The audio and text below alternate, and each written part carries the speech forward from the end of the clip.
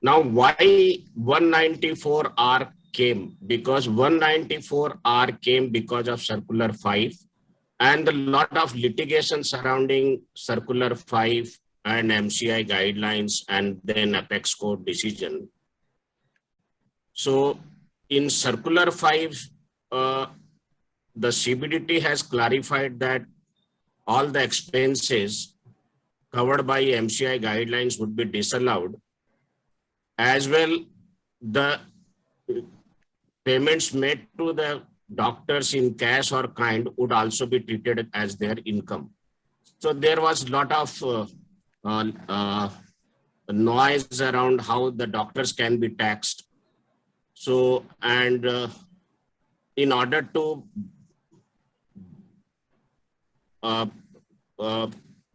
provide a clarity, the finance minister introduced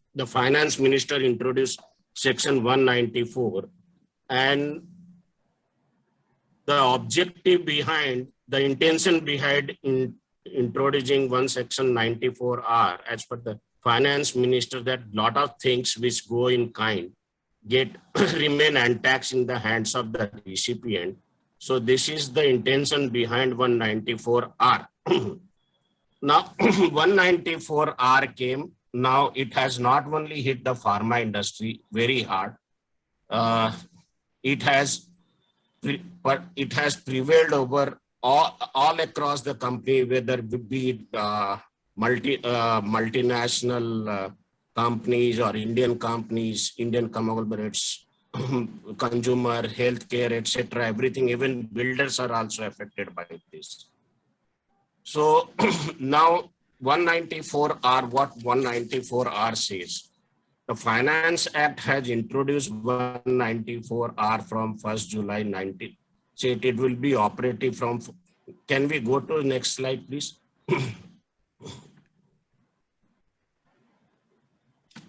Now 194R is operating from 1st July, as the section says, and 194R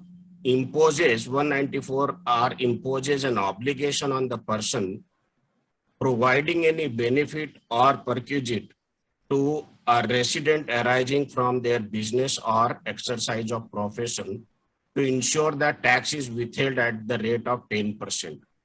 Now, as per the existing law, the benefit or perquisite, whether convertible into money or not, arising from business or exercise of profession, is to be charged as business income in the hands of the recipient of such benefit or exercise under section 28 within 4.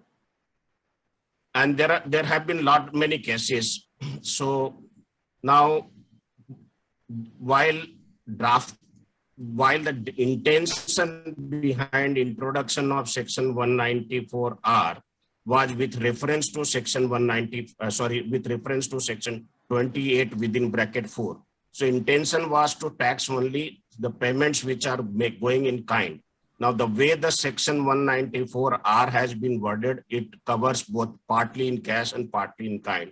So whether the decisions rendered in the context of section 128 within bracket 4 would be valid or not, there would be a lot of litigations, as and the limit is 20,000 a year in respect of a person. And this 194R would only be applicable when the benefit is provided or given to a person in the course of, and such benefit is arising from the business or profession. Now these benefit, perquisite, etc. are not defined under section 194R. So they will take their meaning from 17(2), where perquisite has been defined. Business will take the definition from 2 within bracket section 13. Profession will take definition partly from business and partly from 44AB, which defines the maintenance of books of accounts for the professionals. So now benefit and perquisite again came into a lot of litigation in the context of section 115(4) WB, that is W fringe benefit tax. And the limit is now 20,000 in aggregate. Now this 20,000, whether it has to be taken from 1st April 2022 or it has to be taken from 1st April 2022. If you read the section clearly, then the unambiguous answer comes that we have to take the payments, the value of benefit or perquisite from 1st April 22 and not from 1st July 2022. Now we have to understand what is benefit, what is perquisite, and how the benefit, etc., benefit or perquisite would be valued. So we have to go into the meaning of this terms. And second thing, the circular now has section 194(2) empowers 194(r) within bracket 2 empowers CBD to issue guidelines for the purpose of removal of the difficulty. And 194(3) states that these guidelines or the circular instructions would be placed before the both house of the house, otherwise it will not be binding on the income tax, binding on the SSC. Those circulars are binding on the department and not on the SSC. But this circular has traveled beyond the mandate of section 194(r), and it has ignored various decisions of the Supreme Court and other high courts while giving clarifications to answer to question number 1 to 10. So in a way that whether the circular as of now is binding, yes, they are binding on the tax authorities, but they are not binding on the SSC. So far they are regressive or they travel beyond the scope of the section itself, or they unsettle the settled position of the law by the Supreme Court or High Court. So there are various cases which I have cited on page number 9, 10, and 11, 10 of my slides. So can we move to other slide? Next slide, please.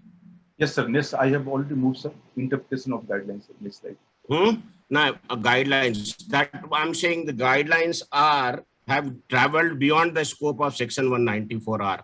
It says even if there is no income, tax has to be withheld. Now it says that the tax has to be, if the tax has to be withheld, if the payer is not withholding, then it has to ask that the recipient has already deposited the tax. It has given you the challan, the recipient gives you the challan declaration that it has paid. So it's cast the onerous responsibility which is not otherwise provided in the section, like gift of samples, etc. Lot of things, brand reminders, that they have said that it is taxable, which are in fact if having no value. Samples, they have pharma physician samples, they have no value. Or brand reminders, these are for advertisement purpose. Brand reminders means of small value, I'm saying. So even those are, if they exceed in value in excess of 20,000 then and given to a particular person, then then the tax has to be withheld. So this is not the intention. Now with the right of, so there are various, then please go to next slide. Now any person means whether it has to be only resident person or a foreign person also. Now, if you read the language, it starts with any person. That means even a foreigner or a foreign company or a non-resident company is making payment to a resident, then the TTS has to be withheld if the payment is the aggregate value of benefit or perquisite exceed 20,000 in a year. Now this is again extraterritorial jurisdiction. So whether that could be challenged by the multinational foreign companies, this section itself could be challenged whether Indian government can extend the jurisdiction to an overseas jurisdiction. Next slide, please.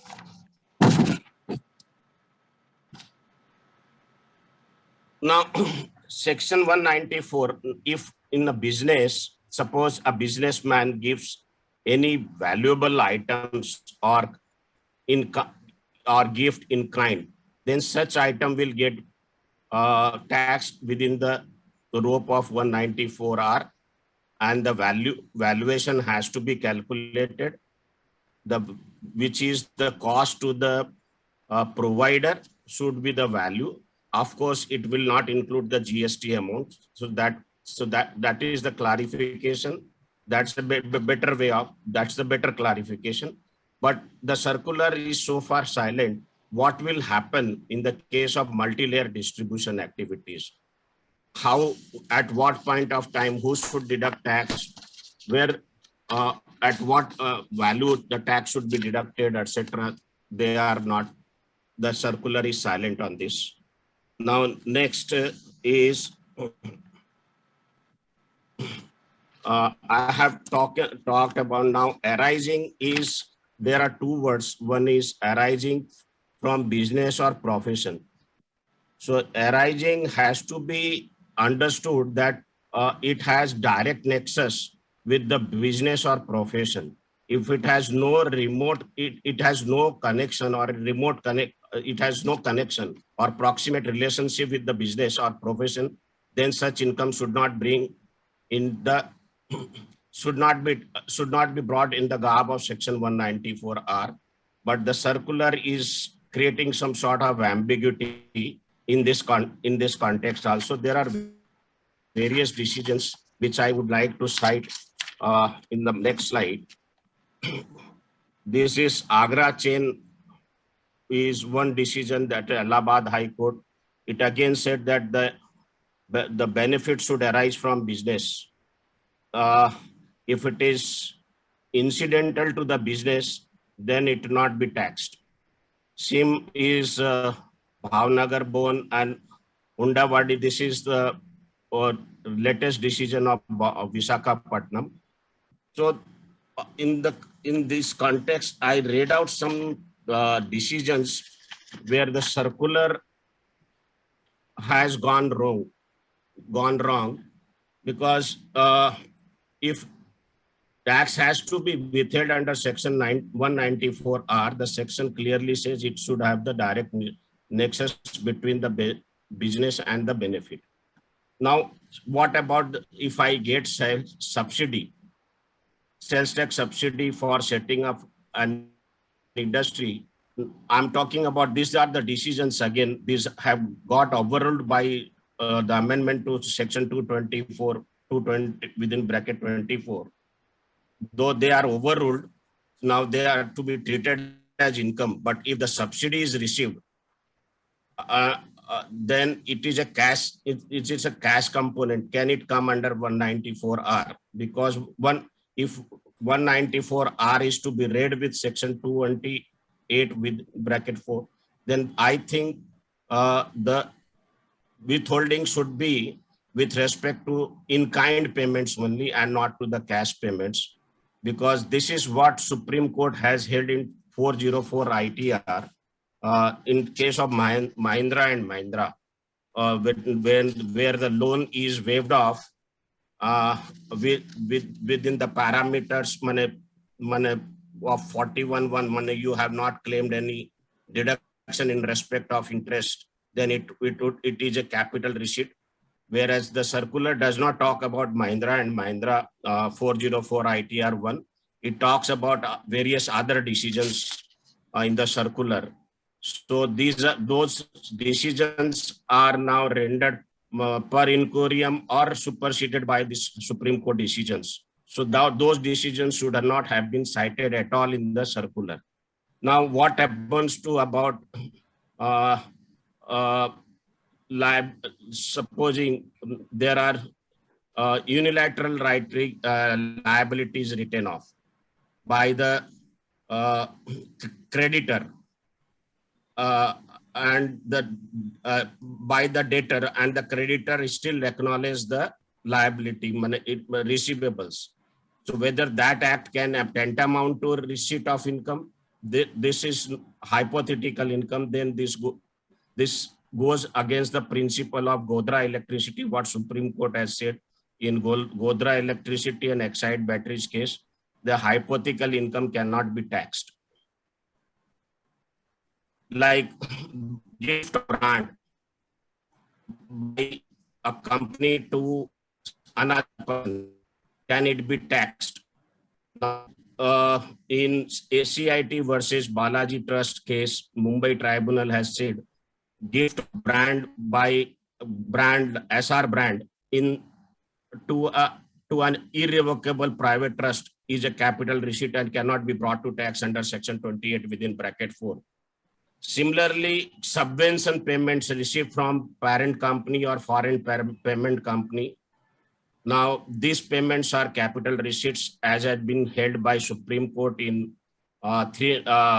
Siemens Public Communication Networks 390 ITR 1. So whether this kind of payment would also come under section 194R when there is no income. Similarly, like now in one case, Madras High Court, in the case of Prabhu Spinning Mills Private Limited, that is Tax Sutra 604 High Court 2021 Madras. In this case, Madras High Court held that receipts of clean development mechanism to be capital receipt, not chargeable to tax. In this case, SSC was engaged in the business of manufacturing of yarn and was a member of bundled wind power project and received 4 crores towards clean development mechanism receipts under clean development management, which were included by the SSC in its profit and loss account and credited to the profit and loss side, credit side. So this income was not offered to tax by the SSC, claiming this as a capital receipt, and Madras High Court held so that it is a capital receipt. So whether that can be brought to tax. So these are some of the cases which I want to deal it. And then if the there is another case, supposing a grant is granted by a foreign government for import of for subsidizing the import of machineries, whether in such case the grants can be taxed under section 194R. The answer is no, because in a case, this is a case where Madras High Court, in the case of CIT versus 2B Investments India Limited 140 taxman.com 93, it held that grant paid by Dutch government directly to a Dutch company to subsidize import of windfall by Indian company is not taxable under section 28 within bracket 4. So these are the some of the areas where even the CBDT, if we read the circular, they have talked about capital receipt, land, etc. A lot of decision, even write-off of loan, etc. They will be treated as perquisite or benefit to the recipient, though there are decisions to the contrary by various High Court and Supreme Court that in such cases it is these payments are capital receipt and cannot be brought to tax under section 28 within bracket 4. Sorry, now, Ramesh, next slide, please. Sorry, Ramesh, I'm interrupting you. Prakashji, I think Rameshji is talking about some case laws which are not coming on the screen. So some people are giving us... I will share those case laws, sir. Okay, because some people are actually giving us a message in the screen that probably the case law you're talking about is not on the screen. So is it that there is a mismatch? So I thought, let me just ask you if that is to be corrected. Otherwise, please proceed. No, I will share because I was just reading recently in the morning some cases. Okay. Okay. So this subvention payments, etc. Okay. Perfect. Thank you very much. So now the law is very settled that the benefit or perquisite, these laws, this principle is settled under section 28 within bracket 4, that the benefit or perquisite should spring or arise directly from business or profession. It should have direct nexus. If you are getting it's something casual which has no connection with your income, then it should not be taxed. So now under section, this guideline by the CBDT which came in on I think 17th July, wants to bring all these kind of receipts, money, benefits or perquisite to tax. So this is one thing. Second thing is, can you go to next slide, because we have discussed what is business, profession, etc. arising from. Now slide 17. I'm going a bit fast because of the time constraint. I'm sorry. No, it's not. Now, these are different stages of, now just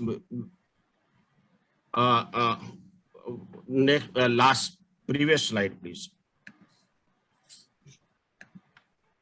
This is the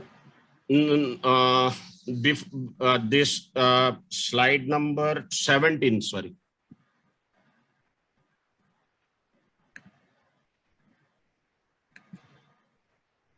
Mm-hmm. 17.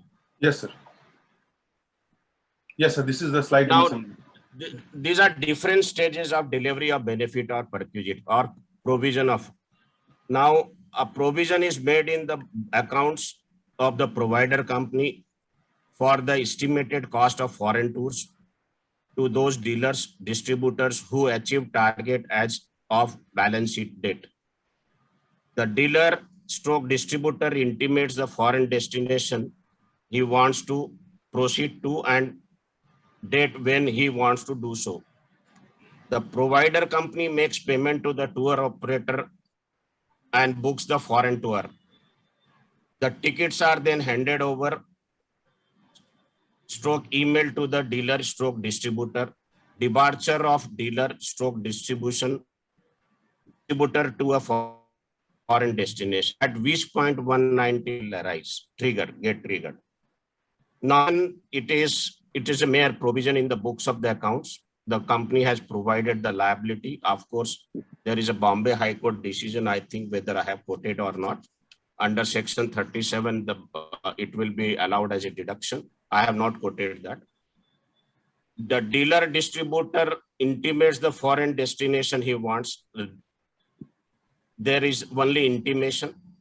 So there is the liability at this stage is also not incurred. The provider makes the payment, but when the tickets are handed over or emailed to the dealer or distributor, at this point, 194R gets triggered.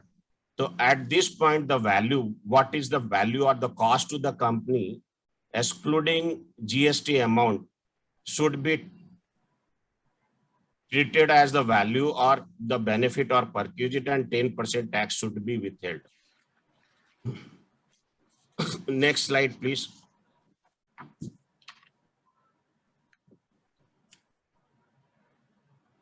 Now, I have already discussed this, whether convertible into money or not. Supreme Court, this 404 ITR, it should be page 1, not 37, please.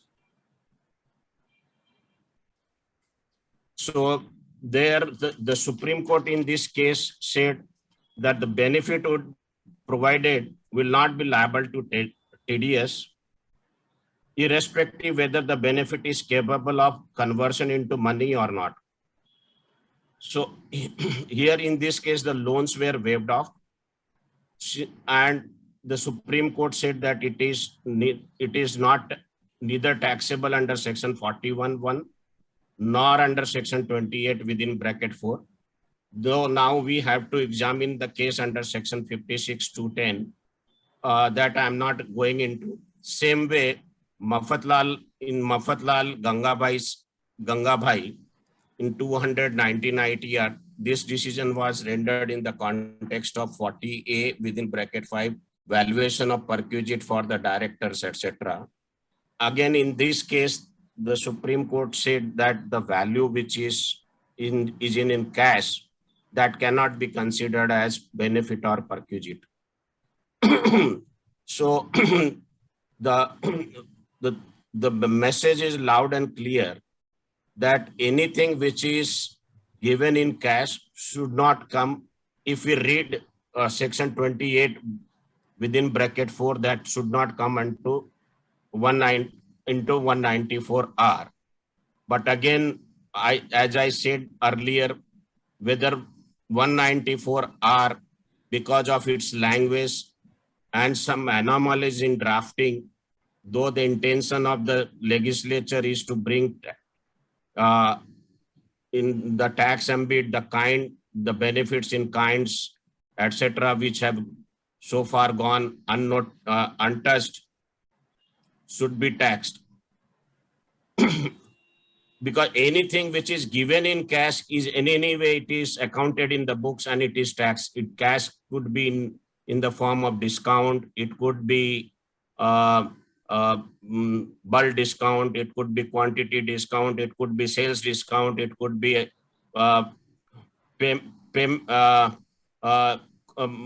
early payment discount. Those various kind of cash forms are given, or fees, like fees to actors or doctors, on which 194J is applicable. So those kind of stuff should not come under section 194R. This is one I'm saying. Now, section 224 within bracket 4 talks about income, and it is an inclusive income, inclusive definition. So now, the value of any benefit or perquisite, whether convertible into money or not, obtained from a company either by a director or a person who has a substantial interest, that is what subsection 224 talks, or by a relative or director, it is the first lien.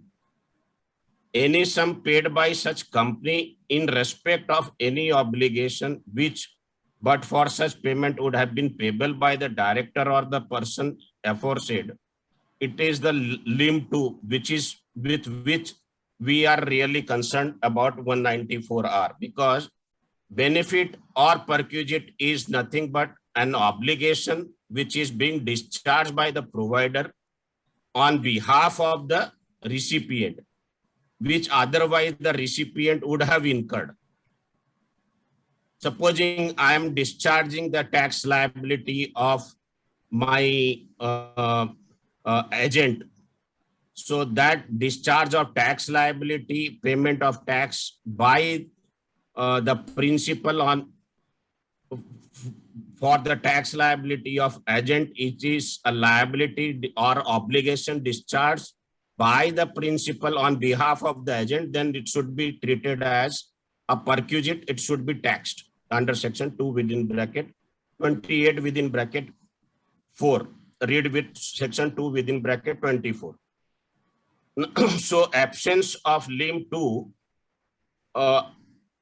limb 2 does not form part of 28(4) and section 194R.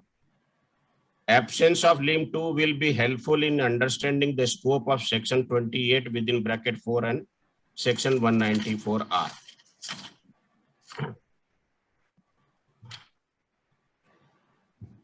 Now, expression benefit has been, the expression benefit does not include enjoyment of loan or credit free of interest or at concessional rate. This is what Calcutta High Court in PSR Oberoi case has held. Now this is again brought into tax under 194R by CBDT guidelines. the word benefit or perquisite obtained from a company would take in only such benefit or perquisite which the company had agreed to provide and which the person concerned could claim as a matter of right based on such agreement, and a mere advantage derived from the company without its authority or knowledge will not amount to benefit or perquisite. This is again Madras High Court has held in 91 ITR 90, but there are certain decisions which I would have covered in the next slides, wherein the cases are like that. There it was in the context of some yogas, etc., where the leader and the leader was practicing some the dharmas, etc., or the guru, and his disciples collected chandas and lot of gifts without his knowledge. Then in those cases, it was held, even if these chandas or donations or gifts were received without the knowledge of the guru, would still be taxed in his hand. So now perquisite, I have said, defined 17(2) within bracket 3 and 4. These are in the context perquisite. What is perquisite has been defined under 115 WB. These are the and benefit. What is perquisite and benefit? These terms, two terms are defined in the Income Tax Act under section 17 and 115 WB. Now, what is in kind? Now, kind is has the word kind has been come for discussion in Kanchanjunga Seafood before the Supreme Court in 325 ITR 540, where the fishermen, there was a foreign company and they have some arrangement with the local fishermen. Some part was to be discharged in cash and some part was to be discharged by way of sharing money, by way of giving fish catched from the net. And so the foreign company said, yeah, this income is not taxable. It is not receipt of income. But Supreme Court said it was rendered in the context of section 195, read with section 9 and 5 within bracket 2. The Supreme Court said, yes, you received some amount in cash, say 100 rupees you received in cash as per the agreement. And the value, it calculated the value of the fish which was given in kind as part of the compensation to the foreign company by the local fishermen.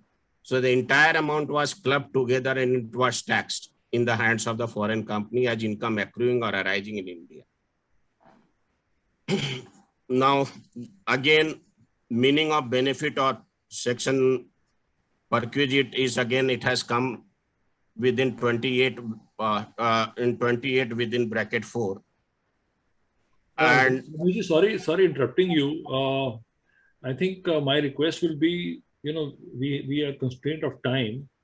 So I go to my industry perspective, I go. So that was the idea for, so okay. May I request finish off in the next maximum 5 minutes, because, otherwise. So I think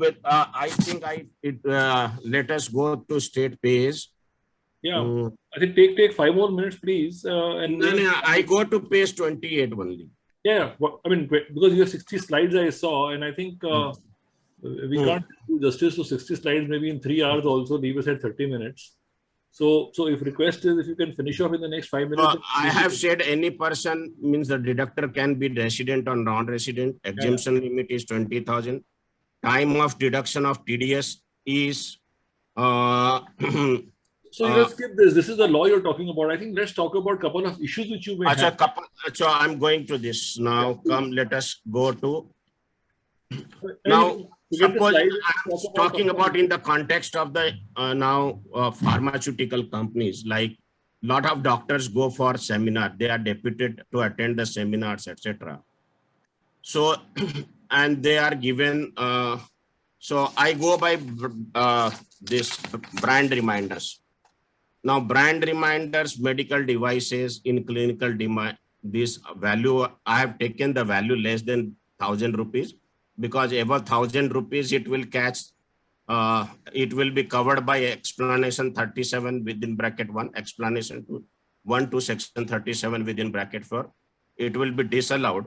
One items below 1,000, brand reminders below 1,000 will not be disallowed because after considering Supreme Court decision in Apex Laboratories, Himalaya Wellness, the Bangalore Tribunal has said that the disallowance considering the volume of the brand amount of the brand reminders, 80% is allowable expenditure, 20% is disallowed. But whether this brand reminders which are less than 1,000 rupees will still be taxed under section 194R, the answer is yes. Now, if the value is more than 20,000 rupees in a year, that is starting from 1st April to 31st March 23. Now we have now 24 SBUs or SKUs in India formulation regions. Now each formulation region, each SKU may be targeting a doctor, and he or she, the sales representative might be giving gift brand reminders of 500 rupees or 700 rupees. And this happens every quarter, maybe every quarter it may be happening. So how do I catch money? How do I calculate on when there are more than 300,000 line items? The value I come to 20,000, it is practically impossible to catch the name of doctors who is given because there are 22 divisions. So this is one of the major area where we had made a representation from CII and IPA also that this small brand reminder should be excluded. Brand reminders of any value above 1,000 rupees, exceeding 1,000 rupees is to be disallowed under section 37(1), and 194R still will be applicable. Medical conferences and travel and hospitality, yes, 194R would be applicable. CME programs, we conduct a lot of continuous medical education programs for the doctors. So their travel and hospitality will be covered, but any delegation fee or some token amount is given to the doctor for continuous medical education programs held in the remote part of the villages or etc. That will not be covered under this, because then they are not receiving any benefit.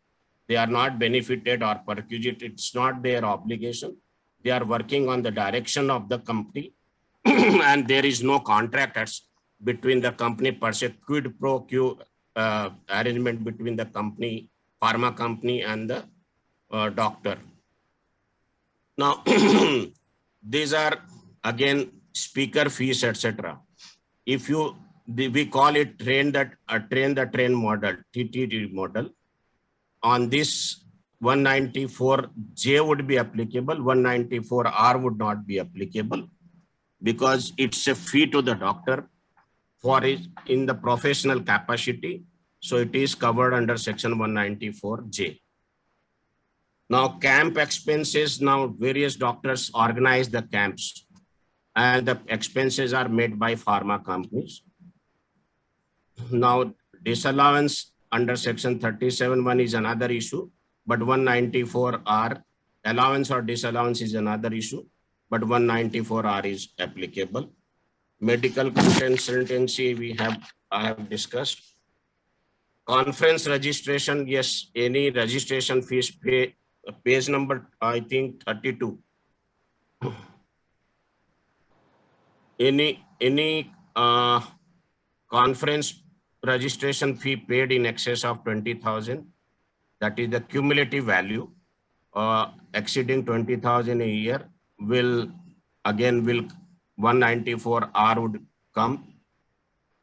Same way, if the sponsorship is given medical conference sponsorship, it will not be taxed because the sponsor is the company wherein the pharma company is allowed to buy out the sessions,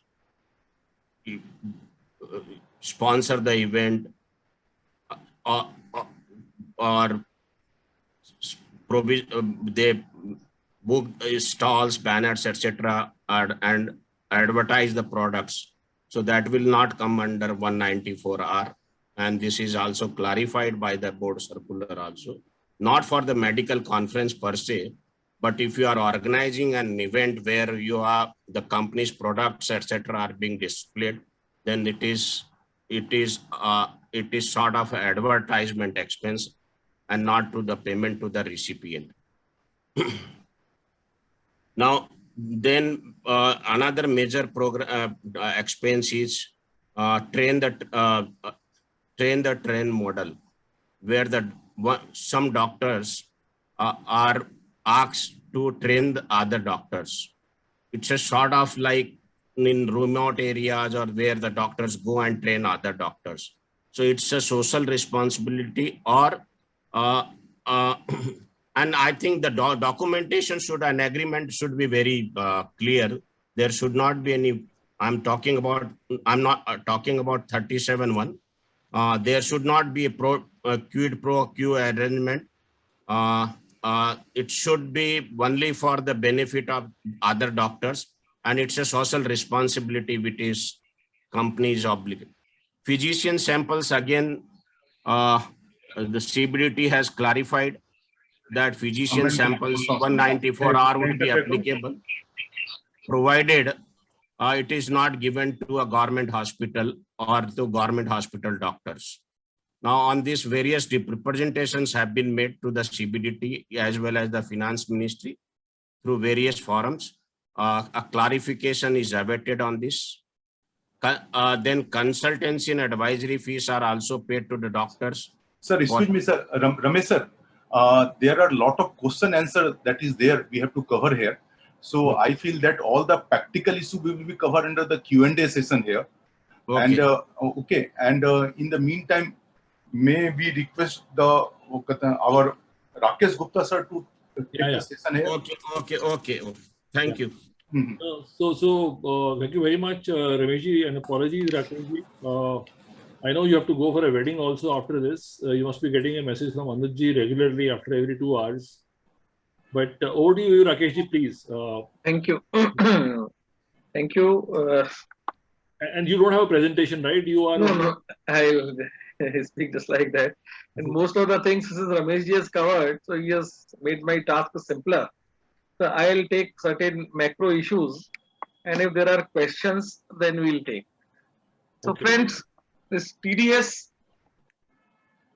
now has added one more section in the family, and it has put everything on fire. As if that section itself was not enough, then came out the board circular. In fact, what is being noticed that since TDS is a major source of collections, important tool of collection of the taxes, and that too with the least pain, at least at the end of the government. Therefore, government tries to ensure as to how more and more ways and avenues can be created for the collection of taxes. And because of this over enthusiasm and because of this kind of an approach, what I have been witnessing, I mean, since last few years, that there is a brazen disregard even to the settled principles in the matter of collection of taxes or the deduction of taxes. And that brazenness is evident in section 194R and more so in the answer to the question number 1 in that circular. But then before we come to section 194R, or rather, if I say like this, the subsection 1, section 194R itself was enough to create lots of doubts, debates, controversies, litigations. But then subsection 2 and subsection 3, and which has given birth to this circular, now is going to create more problems. Now, if you may kindly recall, the subsection 2 and subsection 3 were not there at the bill stage.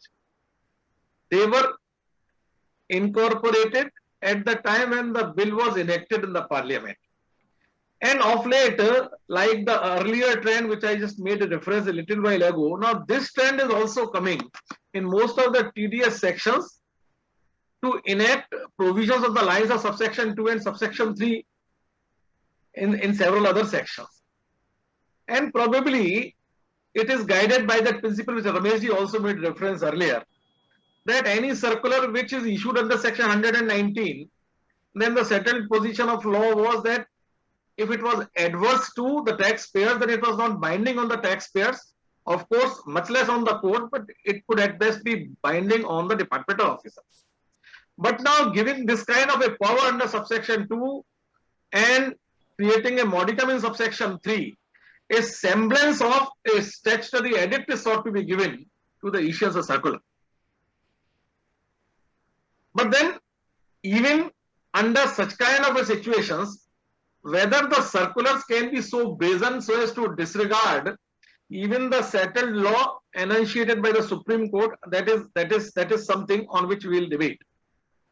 So, subsection 2 now says if any difficulty arises in giving effect. Now, it encompasses a situation where the difficulty, in fact, as a matter of fact, arose for giving effect to the provisions of this Act on 16th of June. Now, when this section itself, had not come into existence in the sense that there was no obligation to deduct a tax. Now, on the basis of perceived difficulties, the board has taken upon itself the task of issuing this circular. So, even whether there was enough jurisdictional conditions existed for the issuance of the circular, even that is also a question which will be debated in course of time before the court. So, if any difficulty arises in giving effect to the provision of the sections, the board may with the previous approval of the central government. Now, this is also because the legislature is not known, as has been held by a number of decisions, to have used only certain words and phrases which are of no relevance or importance.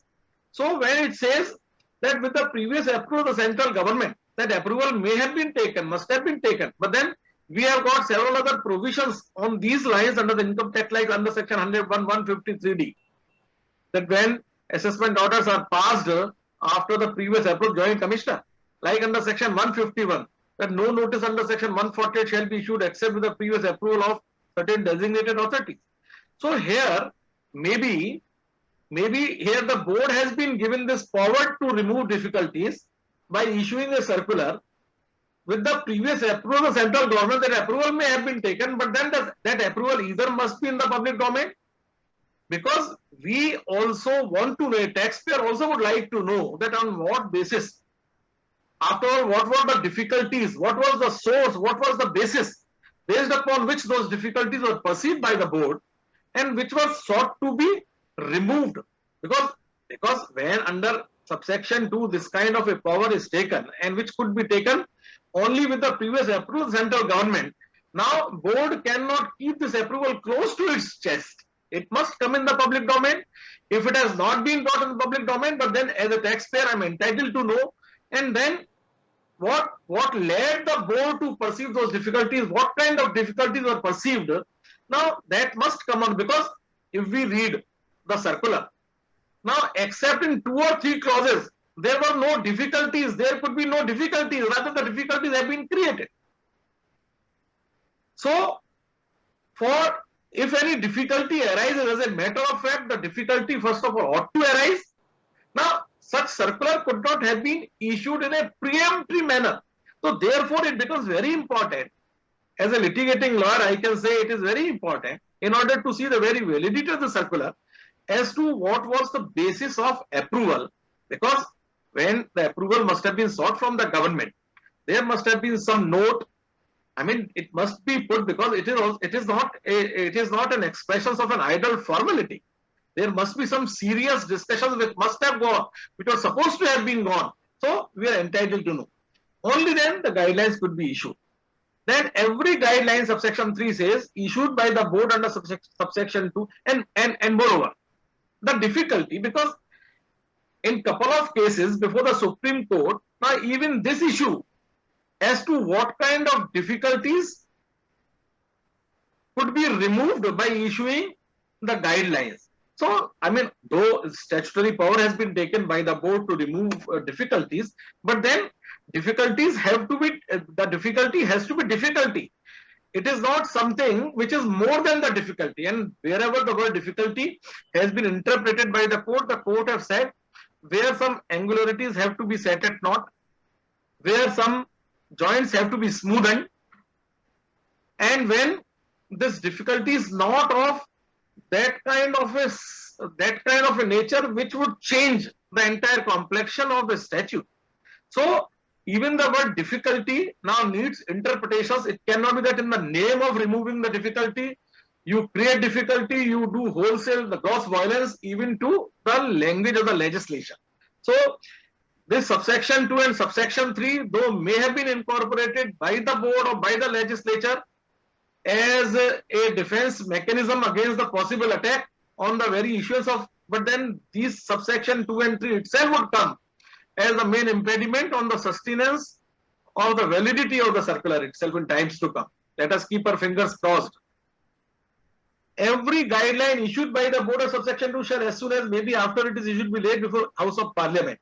Now, merely because these have to be laid before the House of Parliament, now it doesn't give, those guidelines or the circulars issuing guidelines on some very high pedestal. Now it cannot be taken as if it has been approved by the Parliament.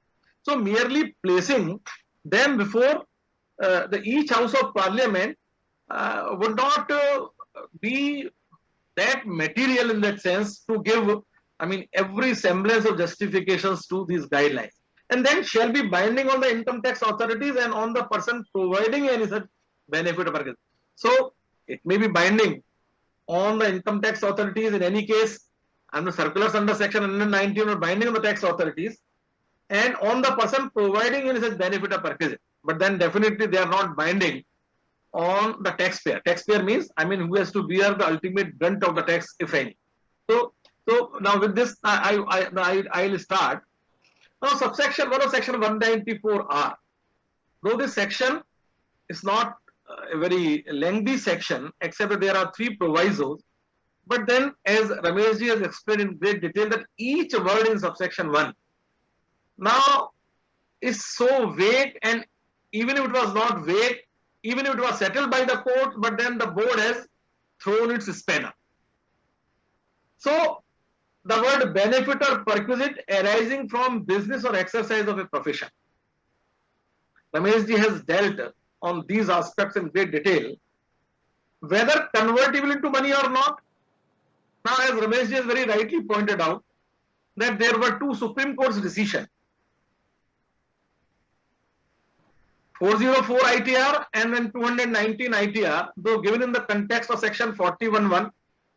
But then in Mahindra and Mahindra 404 ITR, when the department advanced that argument before the court, presided by my Lord Justice R.K. Agarwal, that sir, it is taxable, the waiver of loan is taxable under section 28(4).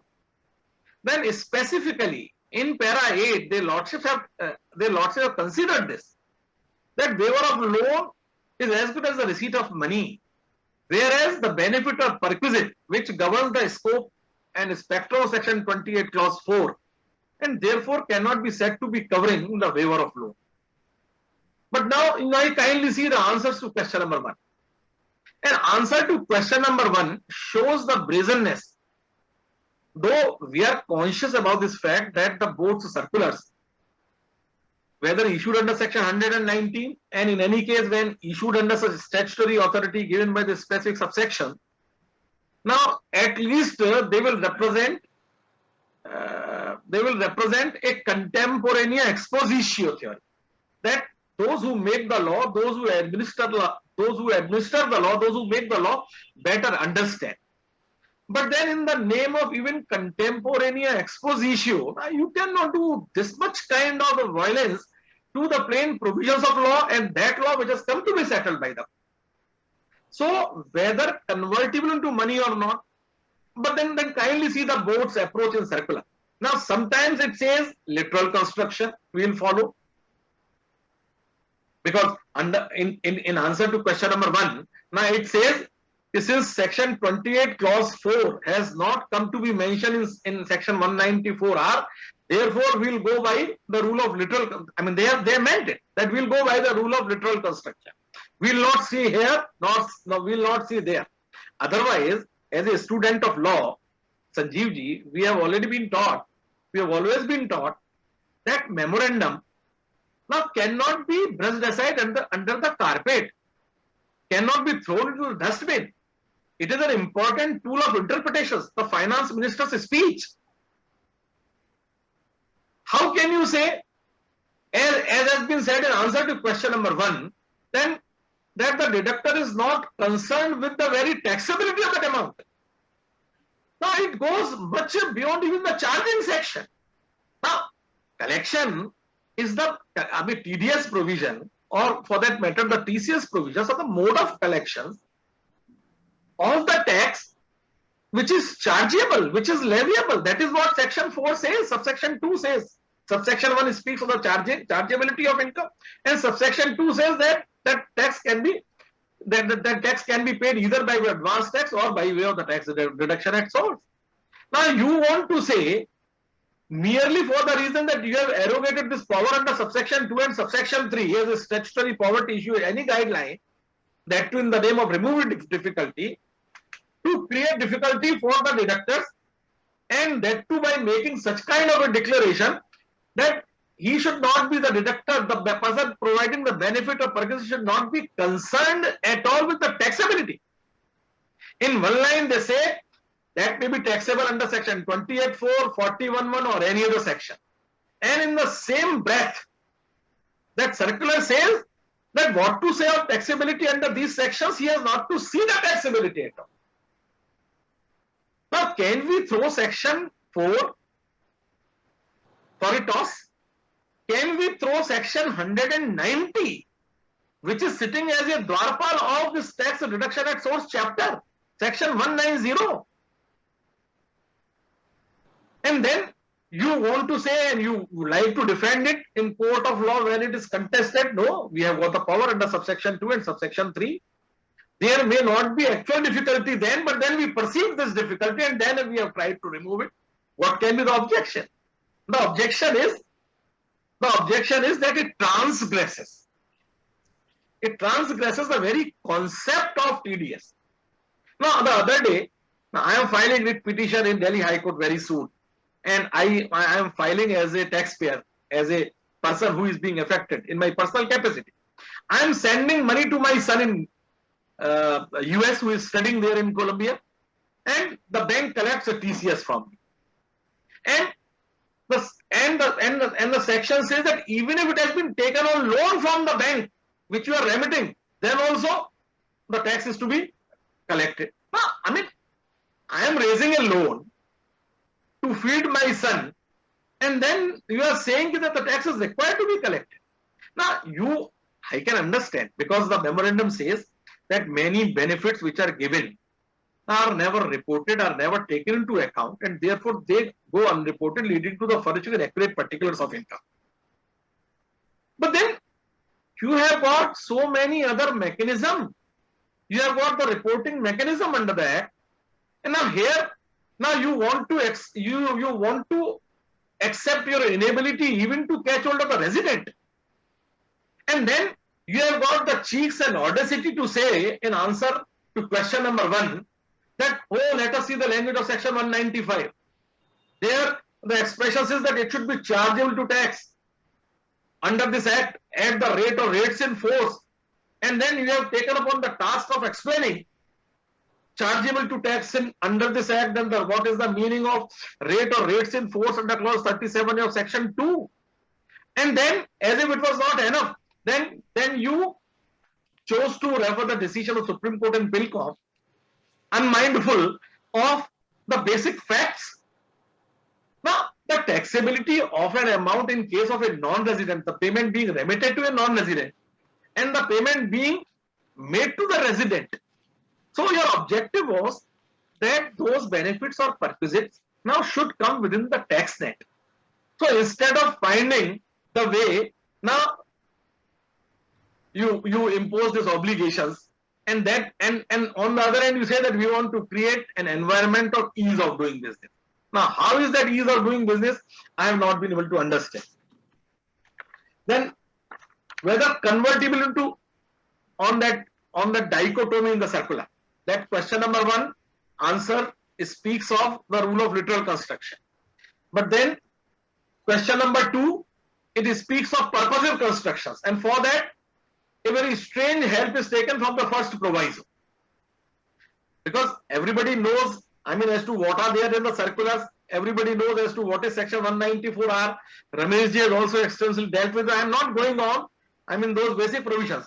Now you kindly see the dichotomy in the board circular, particularly the mode, manner and the directions while giving answer to question number 2 and question number 1. Question number 2, now when the benefit or perquisite is wholly paid in cash, now where from you are taking the cue? From the proviso.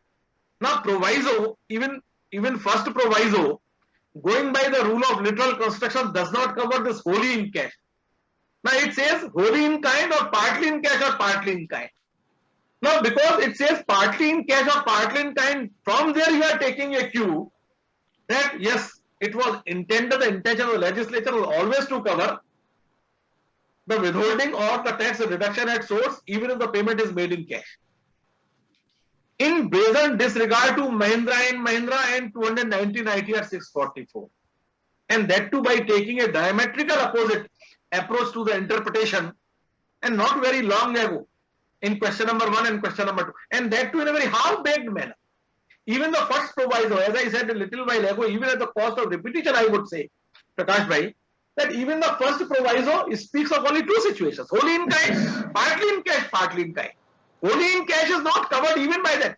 Now you want to now go to the intention of the, I would say in the first place, the intention of the legislature was never to cover the benefit or perquisites away from section 28 clause 4. Even the finance minister said in her speech that there is a tendency to give benefits and which are not captured. So the objective was to capture those items of benefits or perquisites so that the due taxes can be realized. But then when it comes to making law under section 194R, now you want to read it dehors the memorandum and the finance minister's speech.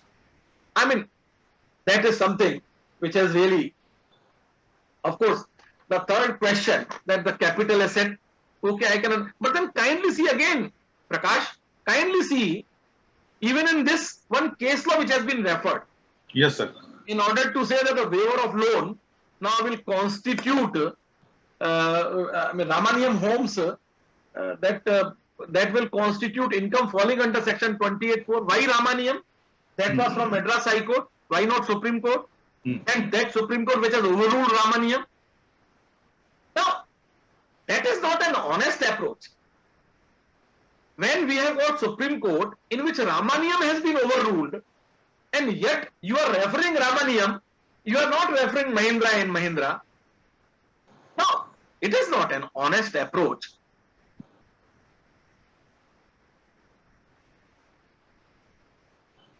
Then, question 4, sales discount, cash discounts, rebates. And the initial wording of this answer, tries to show a very magnanimous approach out of nothing. Out of nothing. Now, first of all, I have not been able to understand to equate cash discount with quantity discount. I remember I had an occasion to argue one matter with the Delhi High Court before my Lord Justice C. Crazy, then was Justice Valmiki Mehta. It is reported case. And this theory that it is a lesser sales realization in case of the quantity discount. In case of quantity discount, 48(2) was invoked on the ground because it was given to a related party at a very higher amount. So the assessing officer invoked section 48(2) to disallow a portion of that so-called excessive quantity discount. I remember we lost till the stage of the tribunal. In High Court, the name of that case, some rice mill. It was some rice mill. It is reported in 335 ITR also. So the argument which was taken was that quantity discount is nothing but the realization of the lesser sales price. And therefore, when I am realizing my sale at a lesser amount, where was the question of any expenditure involved in it? And since there was no question of any expenditure, where was the question of invoking section 48? Now, here, cash discount. Now, cash discount is always for the purpose of cash discount is for the purpose of realizing the money before even the due date. Now, how can that be called a benefit? And if at all, and then kindly see it says rebates allowed to customers from the listed retail price. Now, I have not been able to understand probably sales discount, cash discounts or rebates allowed to customers from the listed retail price. So probably this from the listed retail price, I mean, must be annexed with rebates allowed. Otherwise, cash discount has got nothing to do, with the listed retail price. But in any case, to say that even these are benefits, but then out of our magnanimity, we are not seeking to tax because it will put our sellers into difficulty. And therefore, this is the difficulty for which subsection 2 speaks. And therefore, I mean, we would not ask the person providing such discounts to withhold tax.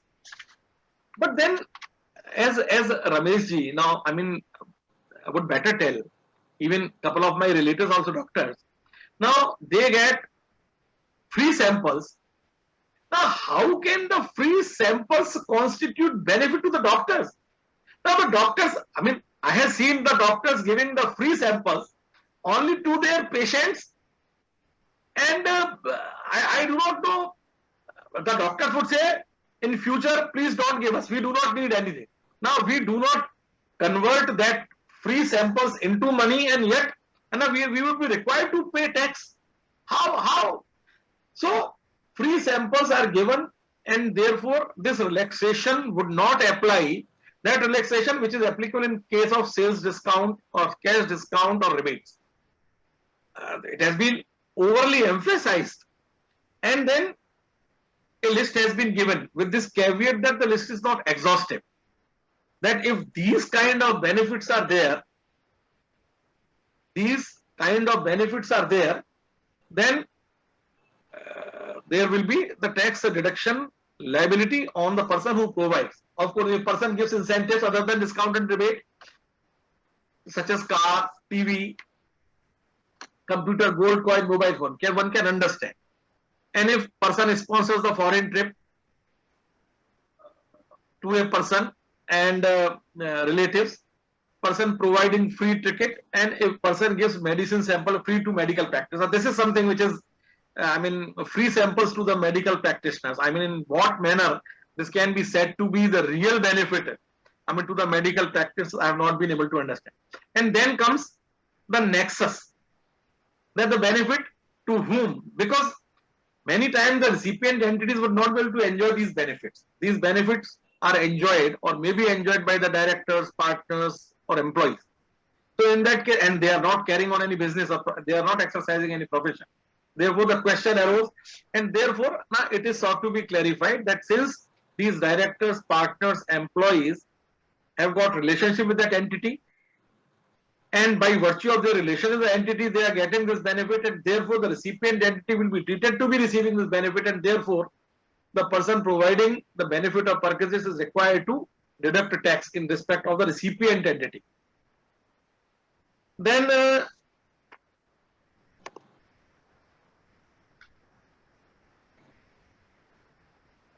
and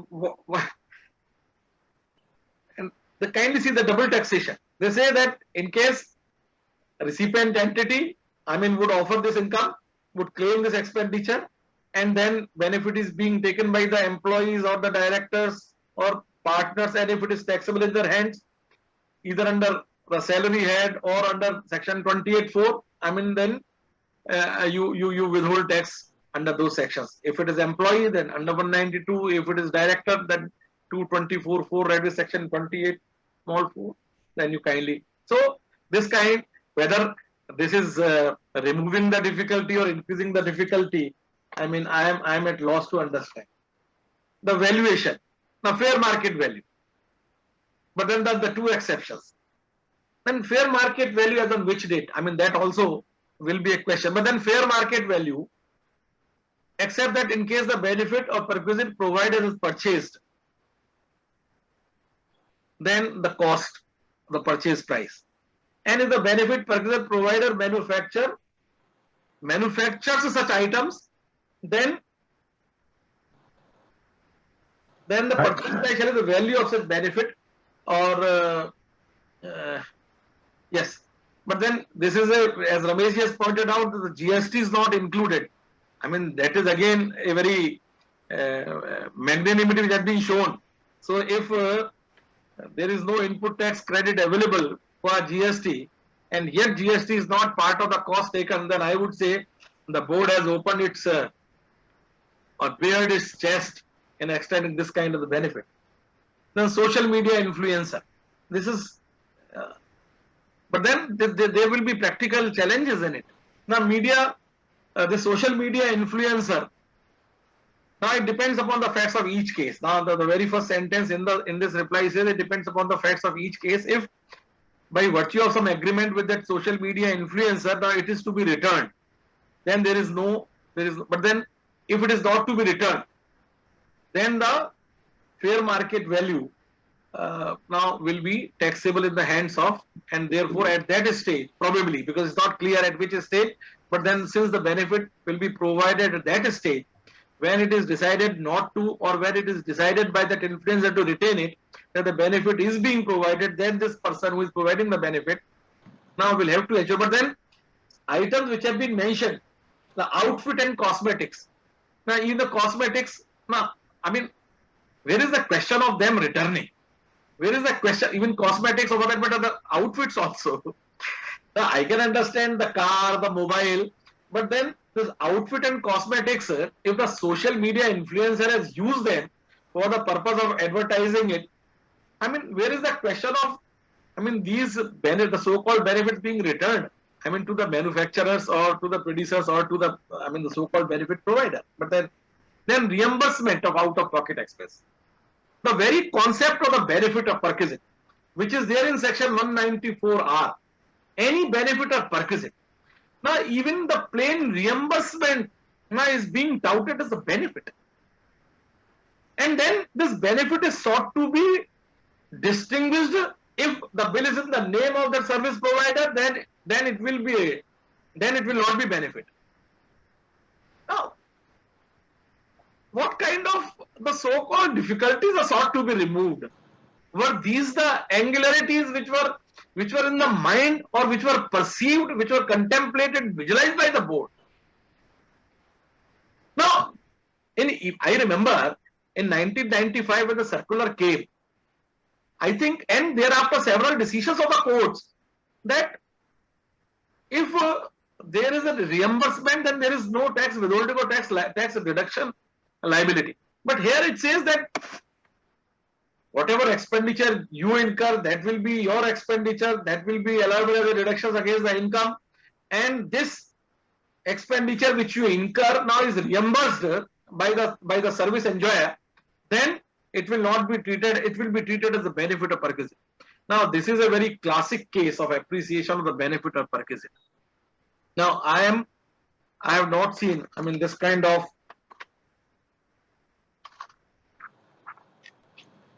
dealers conference. Now every explanation, rather most of the explanations which have been given, the dealers conference, I do not know, I mean, what is the briefing at the level of the board about the dealers conference? As if they are subterfuges, they are the mode and mechanism of extending benefits. So it is said in question number 8 that if expenditure pertains to dealers, business conferences would not be considered as benefit. If They are primarily to educate the dealers and the customers about the new product, and these 5-6 items have been mentioned. So far so good. But then such conference must not be in respect of the select dealers and customers, maybe who may have achieved certain. So they are forcing me to hold these conferences across the entire network. I mean, how can you force a person to do business? That is the first principle as a student of law which we have been taught. That how the business is to be done is the prerogative of a person who is conducting the business. A person who is not conducting the business and who is an officer, now he cannot be allowed to sit in the armchair of a businessman and dictate as to how the business is to be done. Now, what kind of an exception you are carving? Such conference must not be in the nature of incentives or public benefits to select dealers, customers who have achieved particular targets. So even if one of my dealer who is a very lazy dealer who does not want to do anything, unless I invite him, so the so-called magnanimity in allowing this kind of an expenditure a little while ago, now that will get frustrated and that service provider will be required to withhold tax. It's a question of non-discrimination, sir. and then kindly see the caveat over the caveat. That even out of this expenditure, the leisure trip, okay, I can understand the leisure trip will not be and it should not be, but then the leisure component. The leisure component, I tell you, it will open the floodgates of litigation. Though as a litigating lawyer, I mean, we stand to benefit. But then, I mean, when we are talking as an informed citizen of a vibrant democracy. I mean, such kind of provisions should not be there in the first place. Even if 194R1 was there, but then to add such kind of thorns into the section by the circular in the name of the removing difficulties, now this is something which is very hard to digest. And then kindly see, prior stay or overstay. So, a dealer must reach to the venue on the date when that conference has to begin. Now, there may be airlines connectivity issue.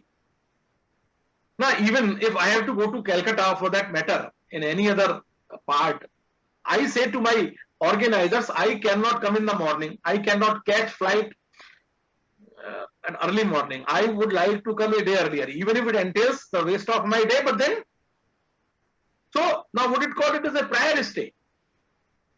So I have seen that the so-called magnanimity is mired with too much miserliness at times, and this is a classic example of that.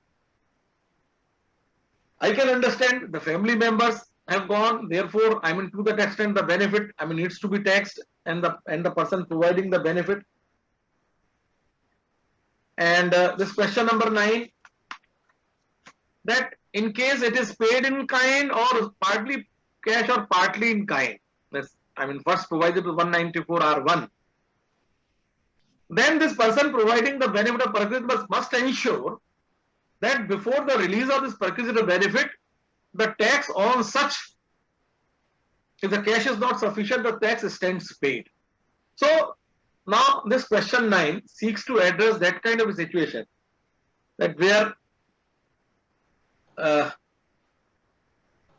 this person now is required to pay it by advance tax and then intimate to this provider that here is the particulars of advance tax, I have paid the tax on this benefit, and then you kindly release that benefit. Or in case the provider does not want to wait, then may gross it up.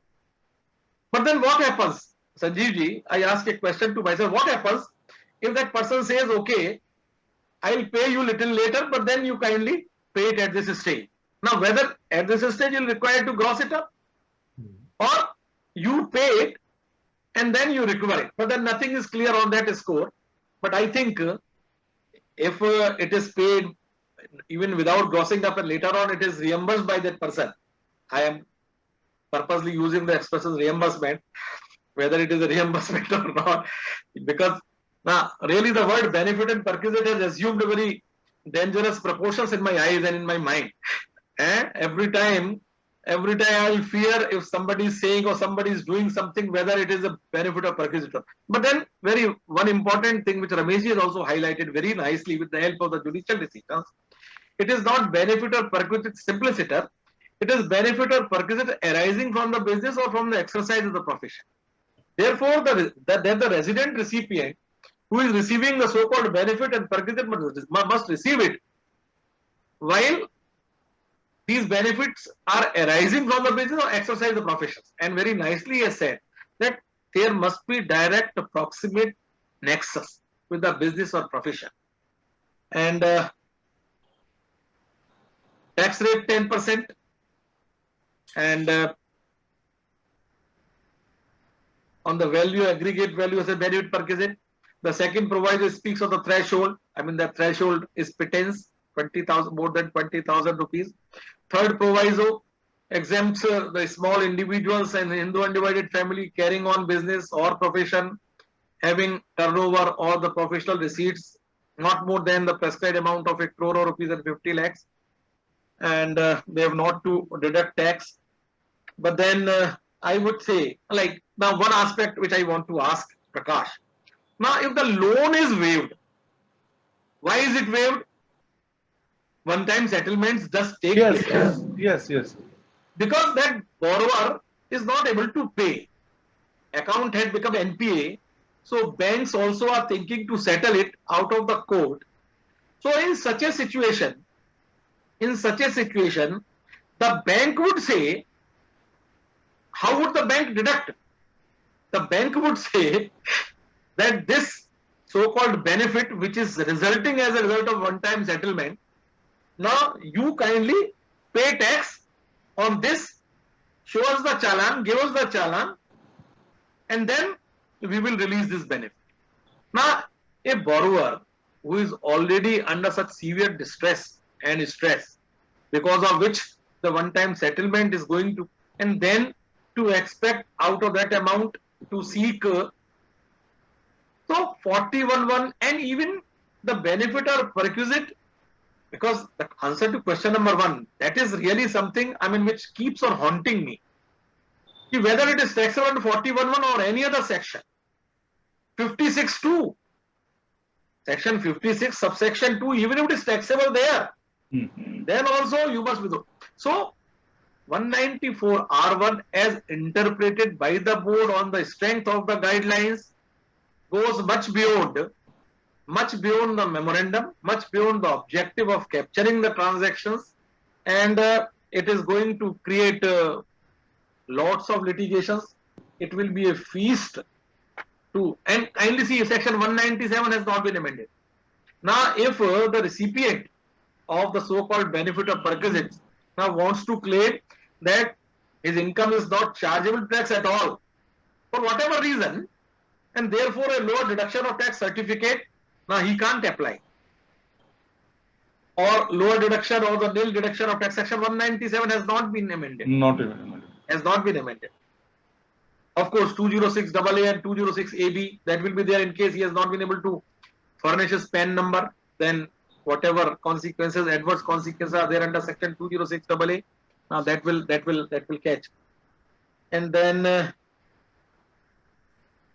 despite section 224(4) was identically worded language, 28(4) identically worded language, even more or less section 40A small Roman 5, more or less the language was identical. Therefore, this language which has been used under section 194(r) are not new language of law.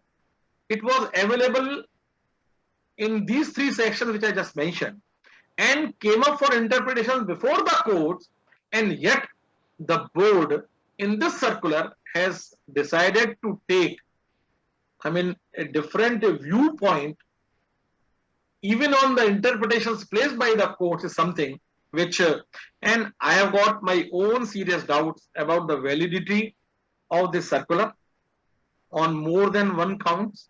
It transgresses the main enactment. It transgresses, rather it bulldozes. I would say it bulldozes even the settled position of law is enunciated by the highest court of the land, and in the name of removing the difficulties, now it has given birth to the difficulties, and therefore this even transgresses even the mother subsection, subsection 2 and subsection 3. Therefore, this is quite vulnerable.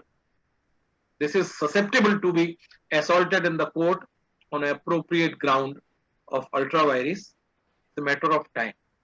So with this, if there are questions and the time permits, then I'll take. Thank you from the core of my heart for giving me this opportunity. Thank you.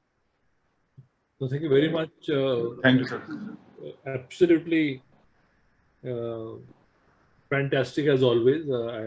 I don't even have to say that it was, every time I listen to you, it's like one wants to keep listening to you actually. But time is at a constraint. And sir, that is why I wrote one satire on 194R. Absolutely, absolutely. So I think the point which you made, and also on 190 actually, which is the mother section for the entire chapter 17. Yes, yes. Yes, sir. That's an important point. And until unless it is an income, the TDS or the TCS can't come into play. Yes, yes. That will be the reason. And I have no doubt, as you rightly said, that it will open or add to the litigation, avoidable litigation, which would have been there for 194 itself. This adds much more to it, Yes, yes. It's like adding, fuel to the fire. So section 194, now we have come to the stage of 194S, and probably we'll cover the entire spectrum of the alphabets in next couple of years up till 194Z, and who knows, then that will again 194AA, like in case of the tax, tonnage tax. It is like DPS Arkepuram, where the section are from A to Z, then AA, AB, AC. Yes. The sections on TD also will tonnage tax is there also, and there are also the sections like this. Even in service tax, if you remember. Yeah. I mean. So there are a few questions. Prakashi, would you take them quickly? Yes, sir. Yes, sir. Yes, sir. 1 second, Siddharth. What we'll do is we'll probably take another 5-7 minutes, 10 minutes maximum, not more than 10 minutes. So that you will have about 40-45 minutes in any case for 194S. We have the benefit of Rakesh ji and Ramesh ji both here. So with your permission, maybe 5-7 more minutes. Is that fine? Absolutely, sir. I won't take you away from the real world to the virtual world so early. So, you want to go to the virtual world also, because half the world is virtual now, and the virtual. But so wait. Anyway, Prakash, go ahead and let's Yes, sir. May I take up some few questions, sir? Yes, sir. Yeah, there are few questions about the bad debt, sir.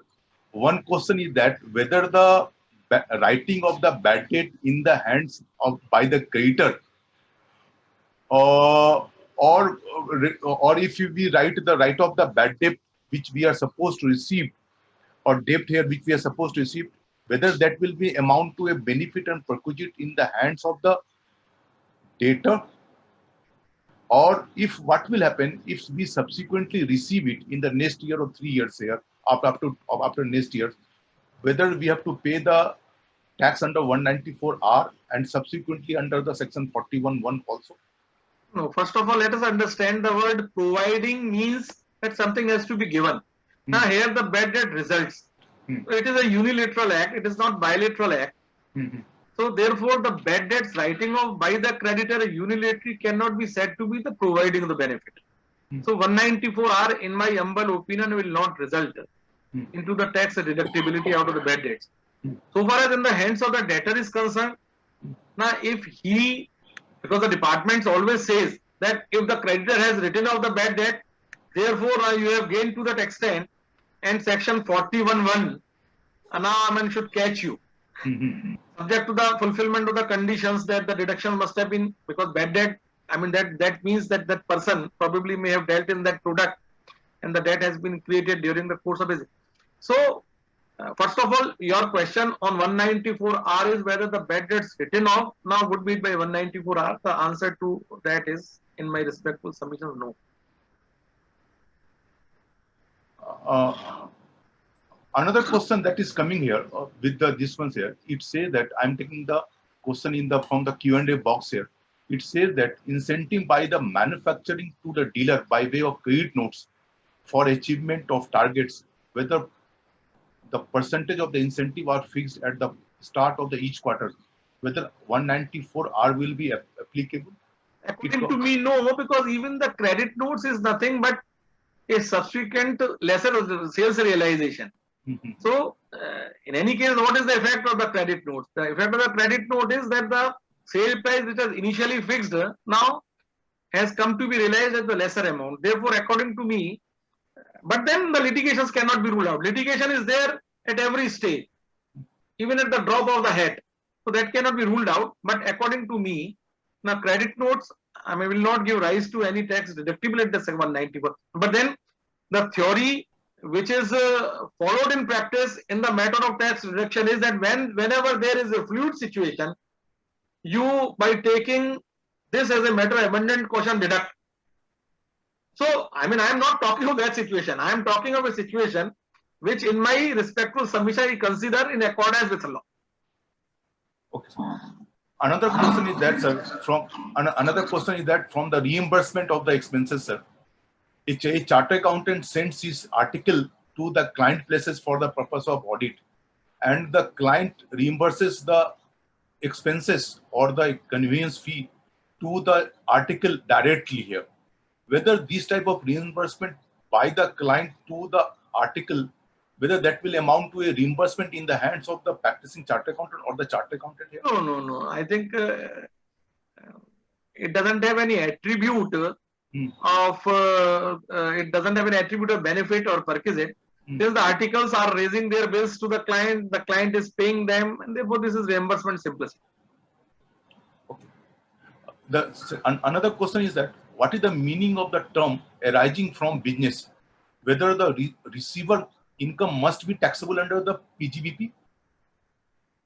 In fact, if a person is receiving the benefit while carrying on business or profession, then depending upon it should primarily be taxed on PGBP, but then yes, it should primarily be taxable under that PGBP, but then there may be a situation where a particular amount is taxable under the income of other sources also. So regarding that arising, Ramesh ji had very nicely dealt with that aspect with the help of several decisions, that which has got direct, proximate, inextricable link with the business. Proximate taxes. Okay. Another question is from Manoj Kumar ji. He talks about the taxability is on the due basis versus receipt basis. The providers accrued in the X year and the recipient got in year Y. So he has the point that whether the taxability is on the hands of the receiver is on the due basis or receipt basis, whether he has to declare the income in the year when he has received or when it was the due in the hands of the receiver. So in case there is an entitlement and you are following mercantile system of accounting, then of course it has to be offered on accrual or due basis.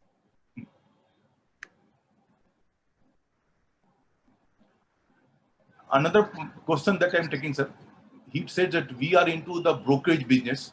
If we give brokerage refund to customer as it comes here, whether that will be covered under the 194R. Some brokerage is refunded here.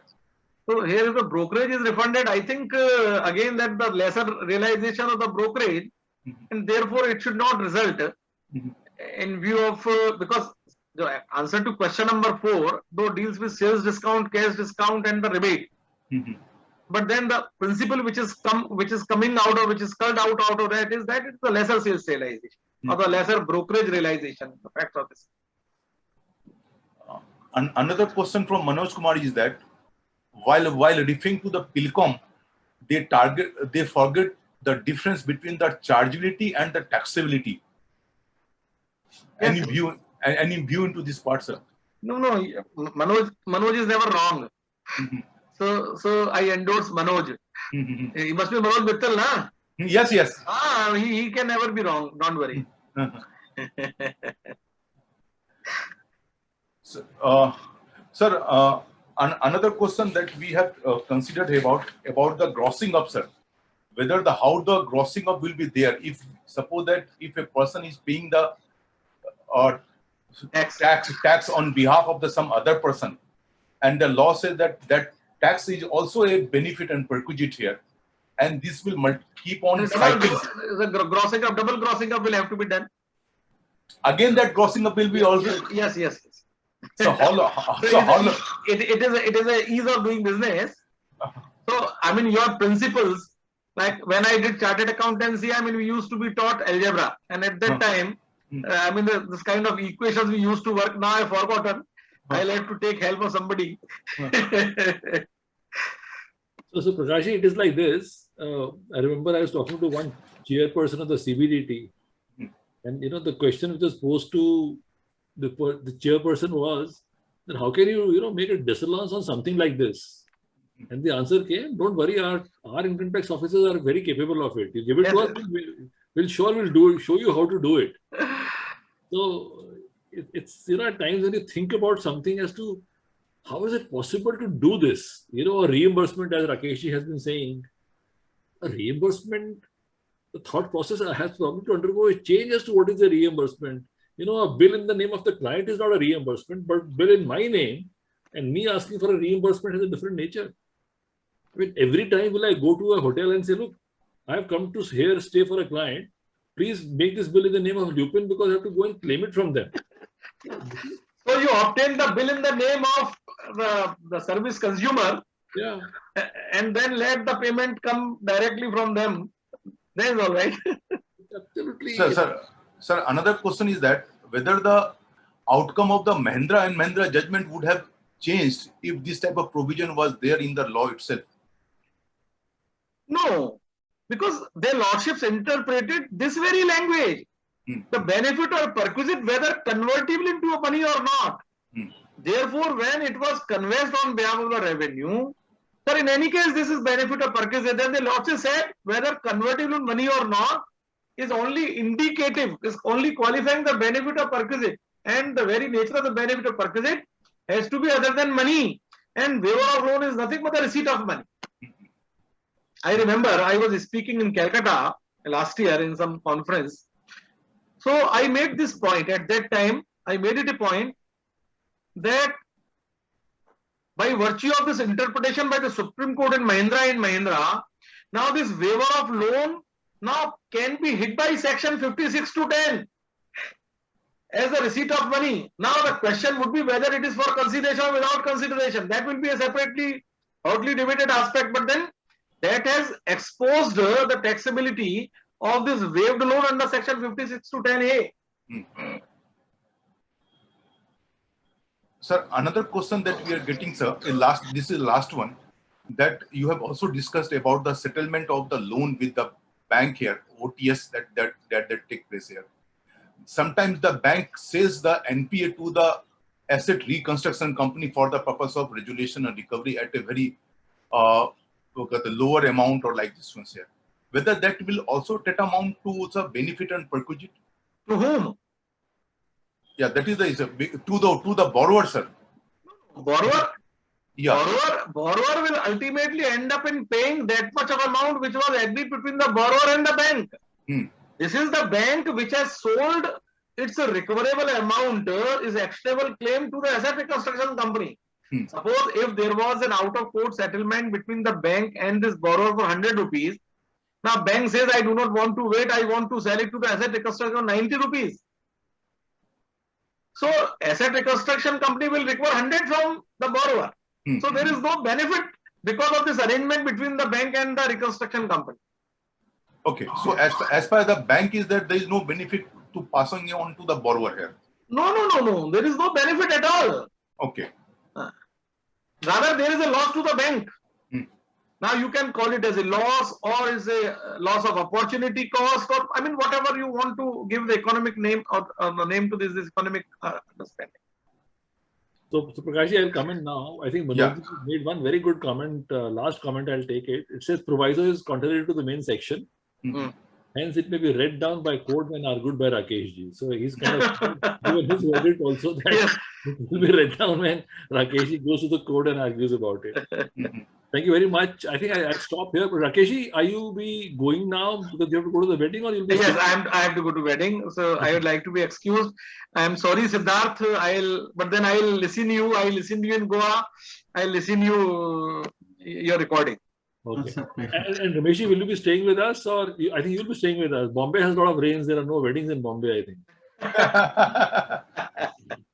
So Ramesh ji, thank you for a wonderful presentation, sir. So one thing I'll take, Richa, can you please propose a formal vote of thanks to Rakesh ji, because Rakesh ji, I thought I'll just check.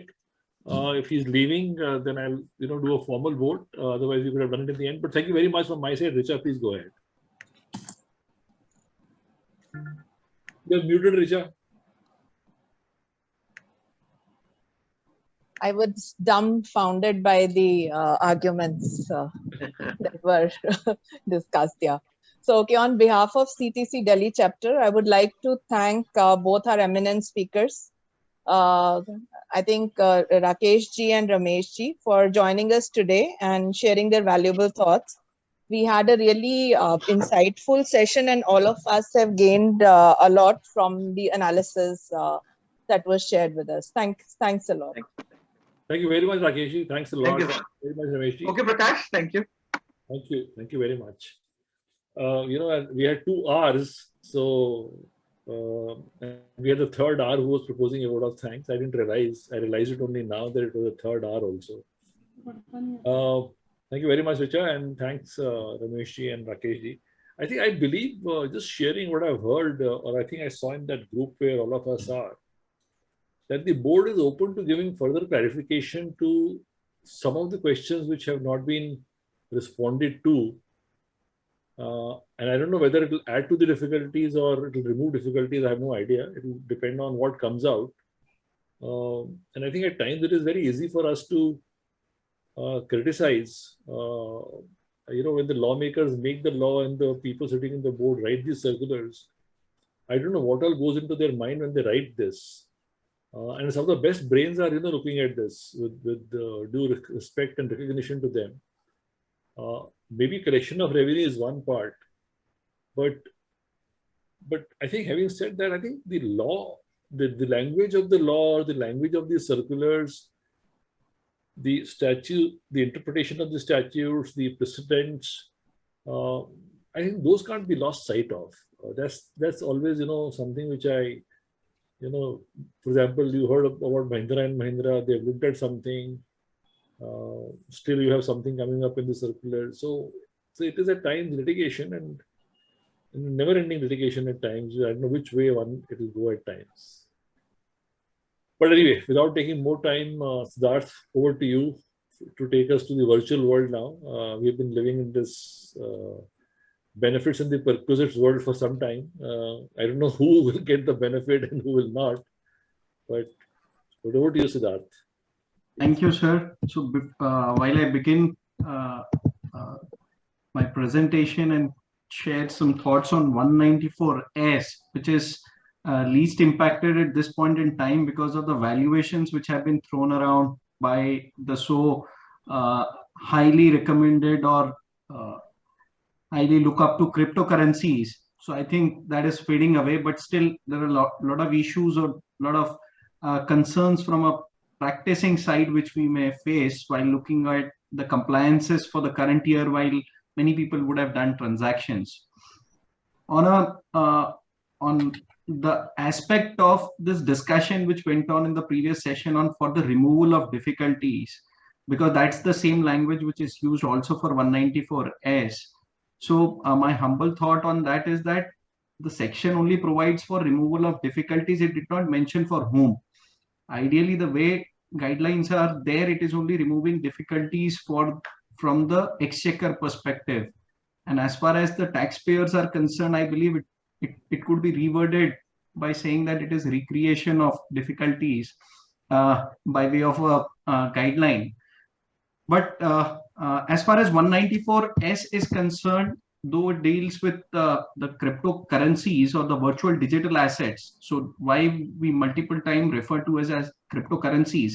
Briefly, for 5 minutes, I would first take into the different types of cryptocurrencies which we will look into, because there is some classification and some specific definition which has been given with respect to NFTs or non-fungible tokens. So broadly, if we look at the concept of digital currencies or cryptocurrencies, so as to call, these are classified or known into certain subsets, and cryptocurrencies, which are mainly predominantly classified as bitcoins or ethereums, are blockchain based tokens which are based on underlying technology, and the intrinsic value of those tokens is based on the underlying technology on which it is operated. There are certain stable coins which are there on the same lines. The difference between these stable coins, which is also referred to in one of the clarification for computation of the virtual digital asset related tax portion, that these stable coins are ideally pegged with an underlying reserve which is in a particular currency like USDT or USDC. The issuer has maintained a particular balance in US dollars with reserve, and basis that these coins are issued. So there is an underlying asset. So these are different from the tokens which do not have any underlying value, but they derive value from the underlying technology which facilitates a particular kind of a transaction or through a blockchain. Utility tokens principally are those tokens which are used for making payments or for transacting. Again, this is a token which is an enabler to consummate a transaction, and they have been ascribed a value to them. DeFi tokens are decentralized financing tokens, which are basically the modern way of trade financing, whereby the trade transactions are financed through a platform which could have an underlying base of a blockchain on it, and then for conducting those transactions there is a token which is issued, and basis the demand supply there is a value ascribed to these. So generally, DeFi tokens and stable coins, you will see that the fluctuation of value is within a particular range. These are not investment kind of instruments per se. Then comes the fictitious tokens, as I would call them, is the concept of metaverse or non-fungible tokens, where basically the artwork or the gaming, within the gaming environment, there are certain tokens which are generated, or certain images which could be owned virtually. All these are classified into a separate type of tokens. So metaverse is generally a virtual world where someone can experience something and earn points or coins, which are then again convertible into other type of digital coins, and they may have value to it. Non-fungible tokens ideally are images or artwork which is in the digital form. However, there are certain types of non-fungible tokens which are linked to real assets also underlying the tokens. So tokens ideally of are two types: token which represent a real asset or a tangible asset, that is also if you were to equate it with the dematerialized form of shares or securities which are there. So ideally there is an interest, economic interest in a security which is there, which is reflected in a dematerialized form through a unit, which is not represented through a certificate, physical certificate per se, but that is the kind of a token which would represent a tangible or an intangible or tangible asset underlying it, and the value is derived from that particular underlying asset. So those are the tokens which derive principally value from the underlying assets, while all other tokens would derive value only from the underlying usage or the end usage which is there for the technology. As far as the taxable provision is concerned, primarily 115 BBH was brought in to bring to tax income which is arising from the transfer of virtual digital asset. Now, there are certain aspects which needs to be highlighted here, because while the guidelines were issued, certain notifications were issued to notify certain parts of the definitions which were not earlier notified. But in principle, the provision is very clear. It says that if there is an income, so first, the total income which is computed as per the normal provisions, if that total income includes any income from a transfer of a virtual digital asset, then without giving heed to any other provision or notwithstanding anything contained in any other provision for that purpose, the income tax payable shall be aggregate of amount calculated at the rate of 30%.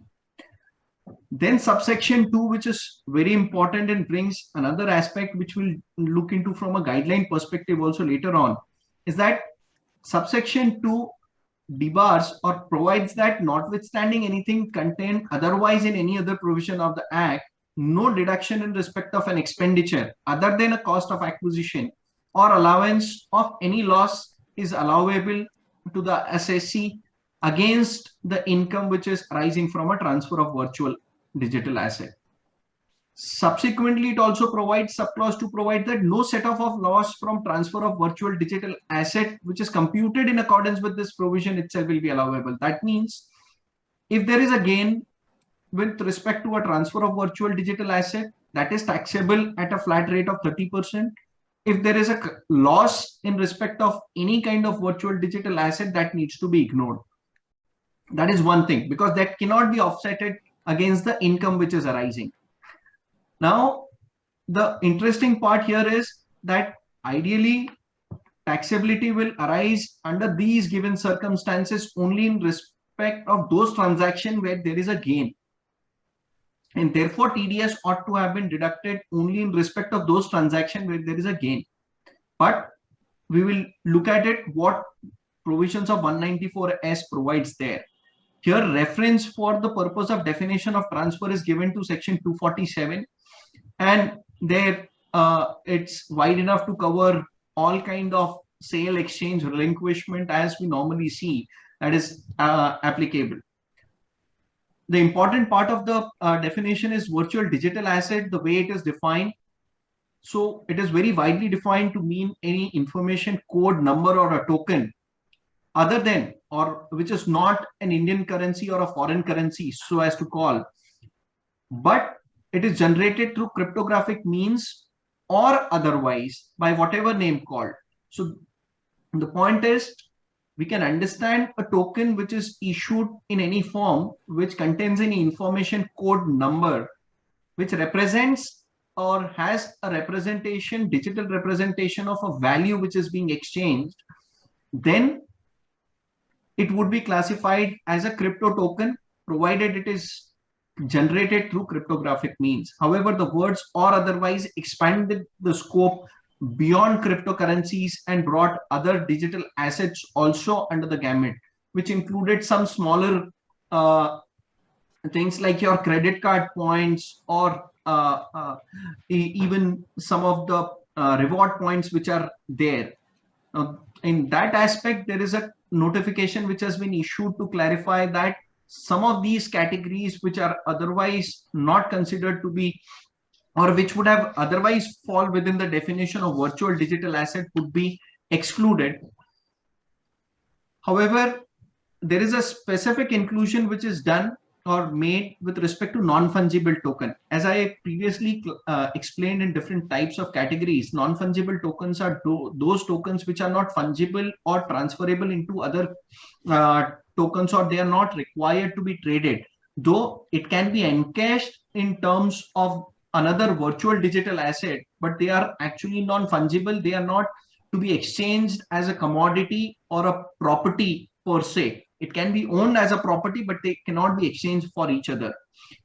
Though there is an element of exchange which is there, it can be transacted with reference to the value which is ascribed to it, but those are non-fungible tokens. A clarification which has been given, but the language of the clarification is slightly difficult to understand, because the way non-fungible tokens were defined, it was that it would be defined through the notification. And now notification reads like this, that as per the powers which have been given under the provisions, a token which qualifies to be a virtual digital asset as a non-fungible token within the meaning which is given to it under section 47(2) to 47A subclause A, but shall not include any non-fungible token whose transfer results in transfer of ownership of underlying tangible asset or transfer of ownership of an underlying tangible asset is legally enforceable. The point is that first non-fungible token ought to have been defined, which is not defined per se very clearly. It says that non-fungible token will mean a virtual digital asset which is recognized as a non-fungible token. That means ultimately it would again go back to the classification that if a token which is categorized as non-fungible token, that would be recognized as a non-fungible token. Exclusion is welcome because it excludes certain tokens which represents a real asset or a tangible asset per se, and therefore in those categories there will be a relief. For the purpose of reference, there is a reference to the definition of currency, Indian currency and foreign currency, which is as per FEMA. Those would not be regarded as token, which is clear. As far as the elements of tokens which are issued otherwise, which included certain categories which ought to have been included currently as per the language, notification clarifies that. And here it is in the real sense removal of difficulties from a taxpayer perspective also, because it says that for the purpose of the virtual digital asset definition, it would exclude gift cards, vouchers, which is required or which is issued or maybe used to obtain goods or services or a discount on a goods or services. So all those coupons or tokens or vouchers which are issued for marketing purposes, that would be excluded from the scope of BDA. Mileage points, reward points, or any loyalty card related points, whether they give you any monetary consideration or whether they can be converted to monetary consideration, they would be excluded. Here, even the award, reward, loyalty point, incentive, or rebate or a promotional program which is there, all these categories are excluded from the definition of virtual digital asset. Subscription to certain website or platforms or application have also been excluded. So this is a welcome move. As far as taxability is concerned, it is straight up 30%. However, we are currently concerned with the provisions of TDS 194S. So let's move on to the provisions directly. The scheme, the way it is laid down, it says that any person responsible for paying to any resident any sum by way of consideration for transfer of a virtual digital asset shall be required to deduct tax at the time of payment of such consideration in any mode, or to the by crediting the sum to the account of the other party, a sum equal to 1% is to be deducted. These provisions are again effective from 1st of July, which is as we speak, they have been applicable. There are certain exclusions which have been provided, but let me look at or take you through the language of the provision itself. Now, here the point is that the responsibility is casted upon any person who is responsible for paying to any sum by way of consideration. However, the term responsibility has been very widely interpreted if you look at the guidelines which have been issued, because in all the questions, it has been assumed that in case if you are transacting with a exchange or if you are transacting through a broker, the liability is on every person who's dealing with the money which is related to the transfer of virtual digital asset. And it has been assumed that liability was always there on all these people. However, it is therefore clarified that it may be assumed by either one of them, or in certain cases where there it is very clear that the obligation to deduct tax is on the buyer, it would remain with the buyer unless otherwise it is accepted by the seller. But my point here is that as far as the provision is concerned, my reading suggests that any person who is responsible for paying the consideration would only be the person who would have an obligation to deduct 1%, and it would not be those intermediaries who are involved in this transaction unless those intermediaries are actually the owner of virtual digital asset and they are transferring in between. But in that case, the point would be that those intermediaries would principally become the transferors, and therefore the obligation would be on the transferee while paying it to them. The difficulty are removed for identifying whether such circumstances are there or not. That will come to it subsequently. There are certain basic exclusions which have been provided for applicability of 194S provisions, and one of the important part is that the provisions of 203A and 206AB will not be applicable to specified person. Now here the specified persons are those persons who are not required to get their books audited the way it is defined. Those people who do not, individual or HUFs who do not cross the turnover threshold, which subjects them to audit or maintenance of books of accounts. For those categories, applicability of TAN and the double rate in case if they are making payment to non-filers, that provision would not be applicable as far as 194S obligations are concerned. But then this exclusion is only with respect to specified persons, and for that purpose specified persons are defined. That means in respect of individual and HUF, only those entities where the turnover or gross sales or receipt, as the case may be applicable, basis the business or profession. So from business, 1 crore or less turnover persons would be excluded, and in case of profession, 50 lakh or less in a financial year would be excluded. Now this is preceding financial year limitations which are to be seen, and therefore current year limits would not actually apply. And any other person who's not having, individual or HUF who's not having any income under the head profits and gains from business or profession.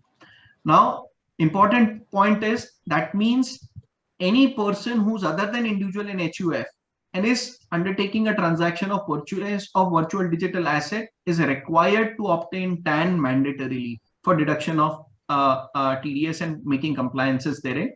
The relaxation is only for certain specified individuals and HUFs who may not have business income, or may have business income but may not have it beyond the threshold which is prescribed. Other than that, the general exclusion which is provided, that where no TDS is required to be deducted, it is in case if it is payable by specified persons as already identified. In that case, 50,000 rupees during the financial year is the threshold. In all other cases, it is 10,000 rupees during the financial year. So very low threshold considering the value of virtual digital asset. I think even a pie of a Bitcoin may not be captured there, in a fraction of that looking at the valuations, some of them, but in current valuation may yes still be within that framework. As far as clarification is concerned, it has been provided that in case if they are being, because there is a dispute whether virtual digital asset or will be classified as a good or a service or a supply from a indirect tax perspective or from a overall perspective, what would be the classification. So without getting into that, it has been clarified that in case if 194O is applicable to the transaction, then in respect of those transactions where 194O is applicable, but if it is captured under the category of VDA, then the provisions of 194S would prevail over 194O. Then there would not be double provisions which will be applicable. General provisions relating to credit to suspense account is there, which is clear. Subsection 6 gives power again to the board to remove difficulties, and there has been a lot of discussion in the previous session on removal of difficulties. The language or the constitutionality, if it is challenged for one provision, maybe 194R, which is having impact widely, may also get applicable to the provisions of 194S, though I believe that it would be least likely that someone would go and challenge it for the purpose of 194S as such, because it is the way provisions are brought in. It's like a sin tax, that if you are undertaking a transaction of VDA 30% highest bracket, no offset of losses, etc. So it's considered as a sin tax in my view. Well, these are all procedural aspects. There was a guideline on the similar lines as the powers to issue circular were there, without getting into the nitty-gritties of whether circular is binding on both the parties. For the moment, I go with the presumption that these guidelines are applicable to both the parties without getting into the legality of it. There were certain questions which were raised. The primary first two questions are really looking at those transactional level issues which are there, whereby transactions may be undertaken in different form. So the question one deals with category where the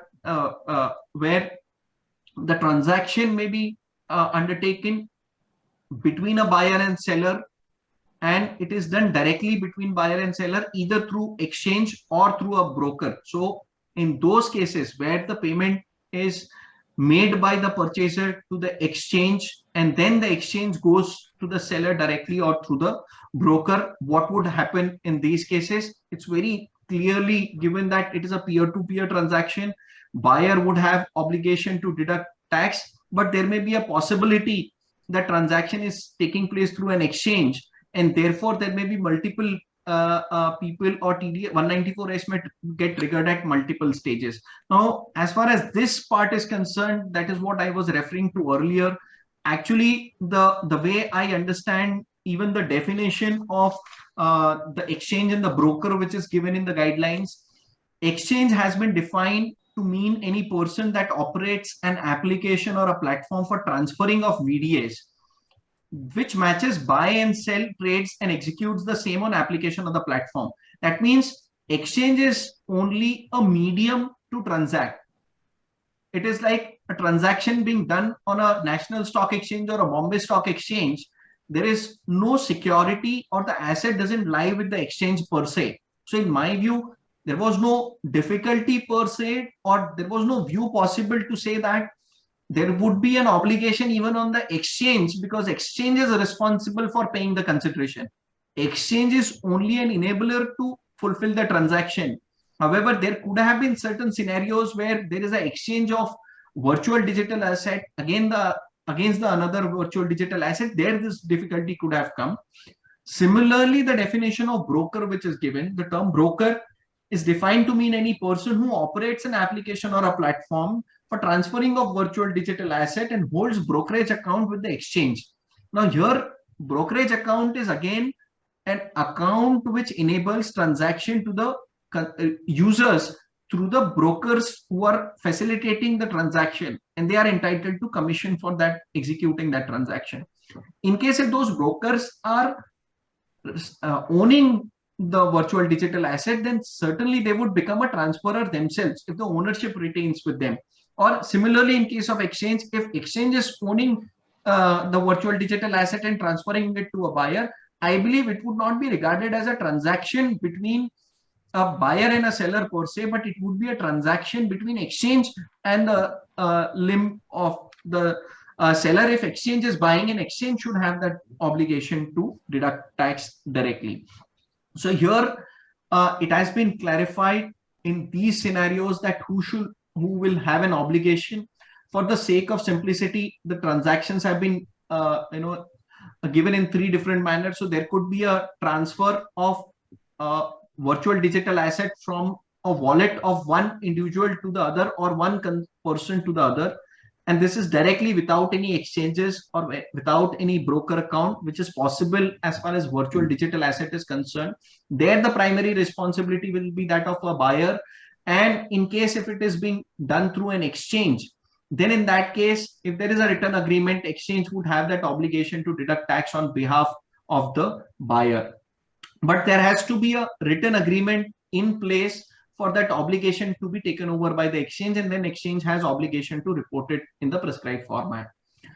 As far as transaction which is undertaken through the exchange, primary responsibility remains with the buyer. Again, emphasis is given that if exchange is undertakes that obligation or option is taken up by exchange, then exchange will deduct tax and deposit it to the credit of the government, and accordingly that will be captured in the statement which is filed with the exchange. Another scenario is where exchange and broker both are involved in the transaction. It could be one side broker or both side broker transaction. Here the clarification says that obligation would be on both exchange and broker. However, they may through a written agreement decide that only broker may deduct TDS. Here again, the ideal or principal issue is that actually broker and exchanges, unless they are the owner of virtual digital asset or procurer of virtual digital asset themselves, there would be no obligation principally, but the way language is given or the way it is assumed, there is difficulty assumed therein that it would be joint responsibility or it would be dual responsibility. That's where, but it provides that in case if exchange and broker come to a understanding in a written form, then broker can deduct that tax. So ideally, the point is that responsibility, primary responsibility remains with the buyer. In case where it is done through exchange or a broker and they assume that liability, then the obligation to deduct tax will be on them.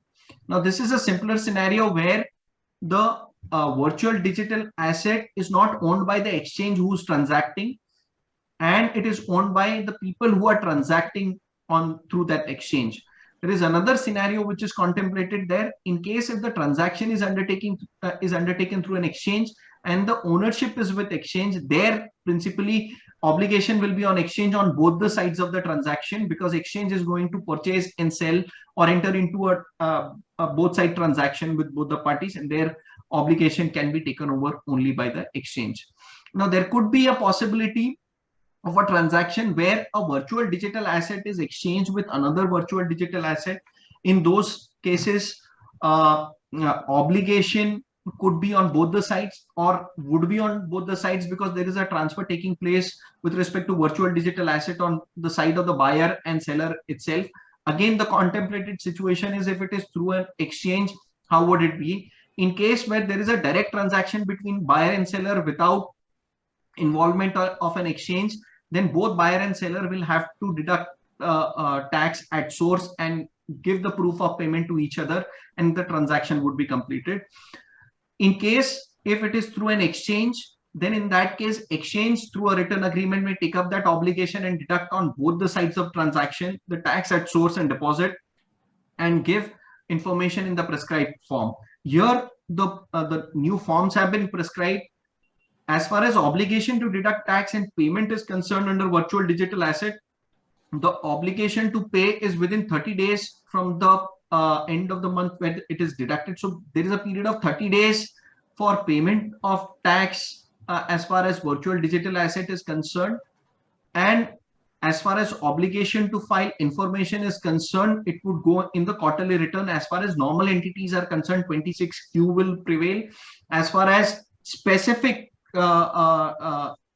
obligation on exchange or a broker is concerned, form 26QE has been prescribed, and that has been notified as well.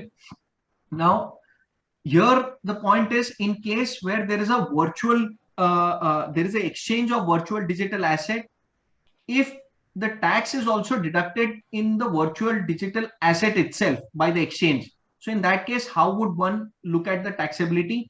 The mechanism which has been provided in the guideline is that in such scenario where tax is deducted also in the form of virtual digital asset, exchange would retain that portion and deposit it or accumulate into a common account. And at the end of the day, it would then convert that into INR and pay to the credit of the government. So the obligation is casted upon on the exchange to accumulate all different types of cryptocurrencies. However, there is an intermediate obligation which has been created on the exchange, that if it is not in the primary virtual currencies, then it needs to be first converted into a primary digital asset, that is either a Bitcoin, Ethereum, USDT or USDC. Now, Ethereum or Bitcoin, they are also recognized as primary virtual digital assets.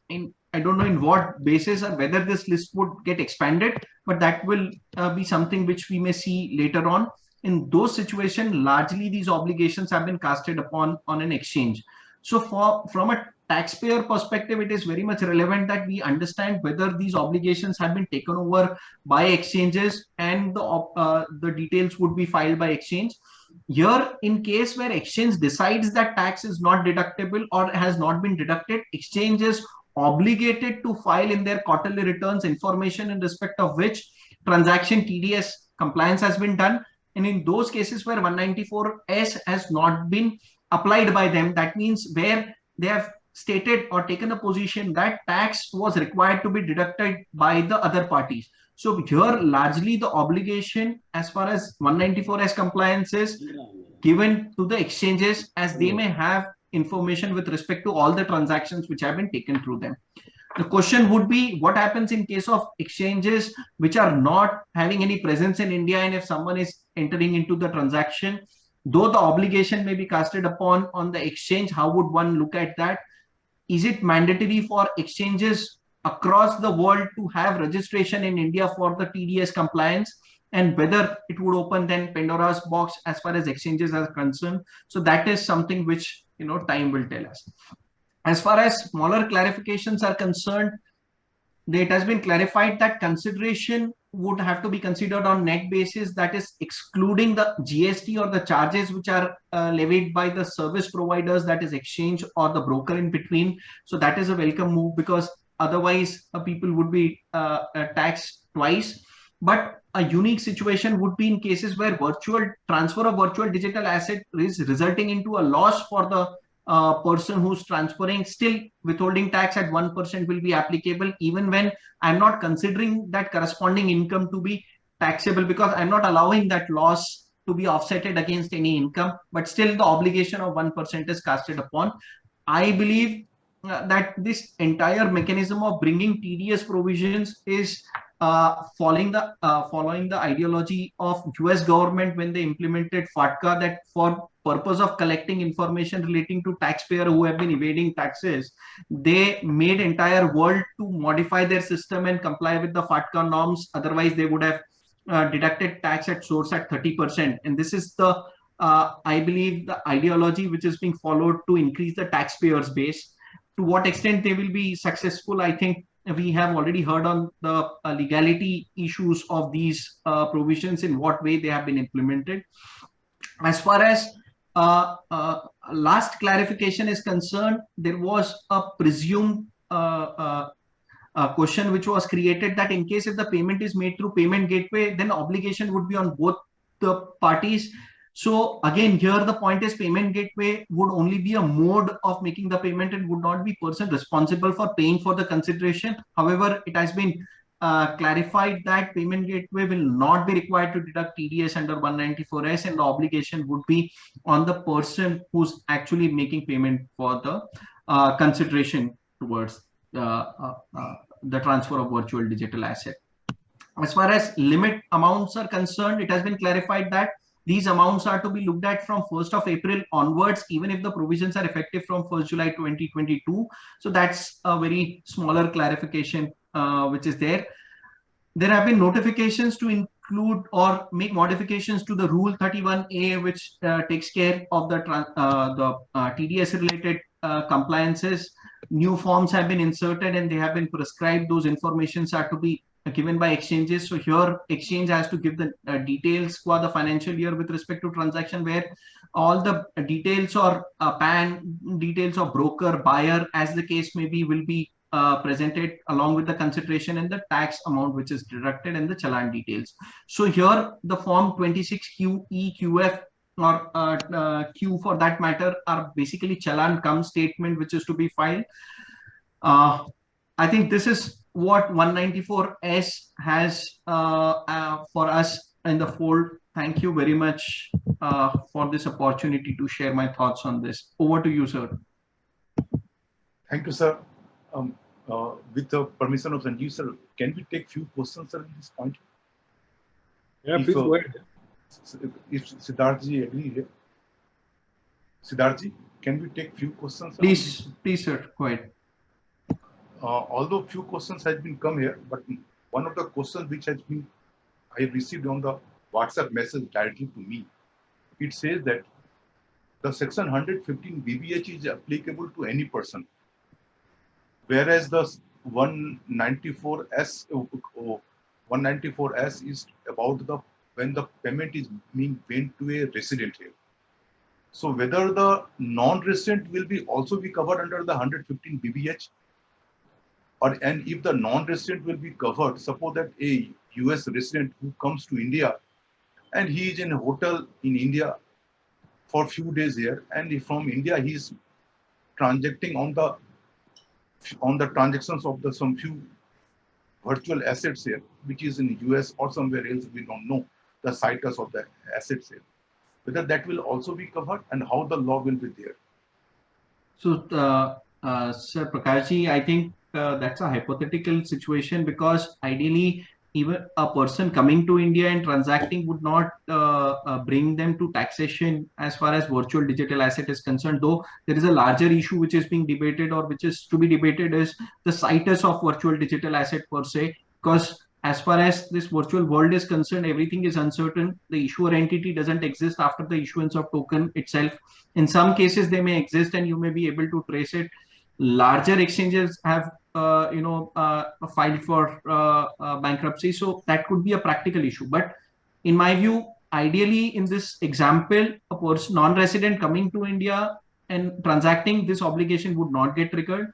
If you are asking me from a TDS compliance point of view, any TDS provision, if it is payment to resident, irrespective of whether the person paying is a non-resident or resident, that obligation may be casted. That could be one of the possible views to be taken. However, we cannot extend the provision in such a manner that it becomes impractical to follow, because they may the law of India may not be applicable to the person who's transacting with a person who's in India. So there ideally that situation is taken care of, because the obligation has been casted on the exchange. Now the question is, in case if the exchange is outside India, whether that exchange is obligated to file any return or make this compliance is a very larger issue here, because exchange may not be earning income from India. However, one may take a view that if exchange is transferring that virtual digital asset from its own pool, then certainly income is arising in India, and then exchange will be obligated to file return of income in India. So there that question may arise, but not otherwise. Can I make a statement here? Yes, sir, please. Yes, sir. See, if you once read section 194S within brackets subsection 1, any person responsible for paying to any resident. So first, if supposing a foreigner comes and stays in a hotel for a few days in India, and he does the transaction in VDS, so he will not be liable to tax, withholding tax, unless and until he is a resident within the meaning of section 6. So one has to see the residency status. So if he is not a resident, even if he stays for 2 months, then there is no withholding tax obligation. No, the question was not on the 194S here. The question was 115 BBH right now, about the taxability part, about the non-resident here. Because the language says whether total income of an SSC includes any income from the transfer of the virtual, 115 BBH. Prakashji, if I may just interrupt there and take it up directly, the point what you're trying to highlight here is that 115 BBH would cover non-residents also, and therefore if they are transacting in virtual digital asset, okay, whether that taxability would arise in India. So principally, when we are looking at the term total income, it will actually what total income is chargeable to tax in India, or what income for a non-resident is chargeable to tax in India is only Indian source income. So again, you will go back to the question that where is the source of income in case of virtual digital asset? That is something, if you will ask me to answer right now, I don't have an answer.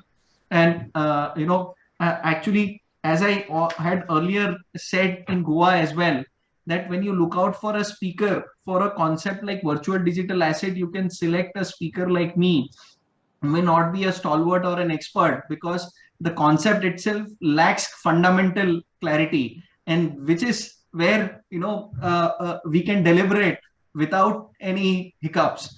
As far as the situs point is concerned, I think it is to be dealt with once this entire domain is regulated, and when the regulator will come and say that what would be the nature of this virtual digital asset, where it would be governed by in terms of legality, and then one would come to that question of where the situs would be recorded.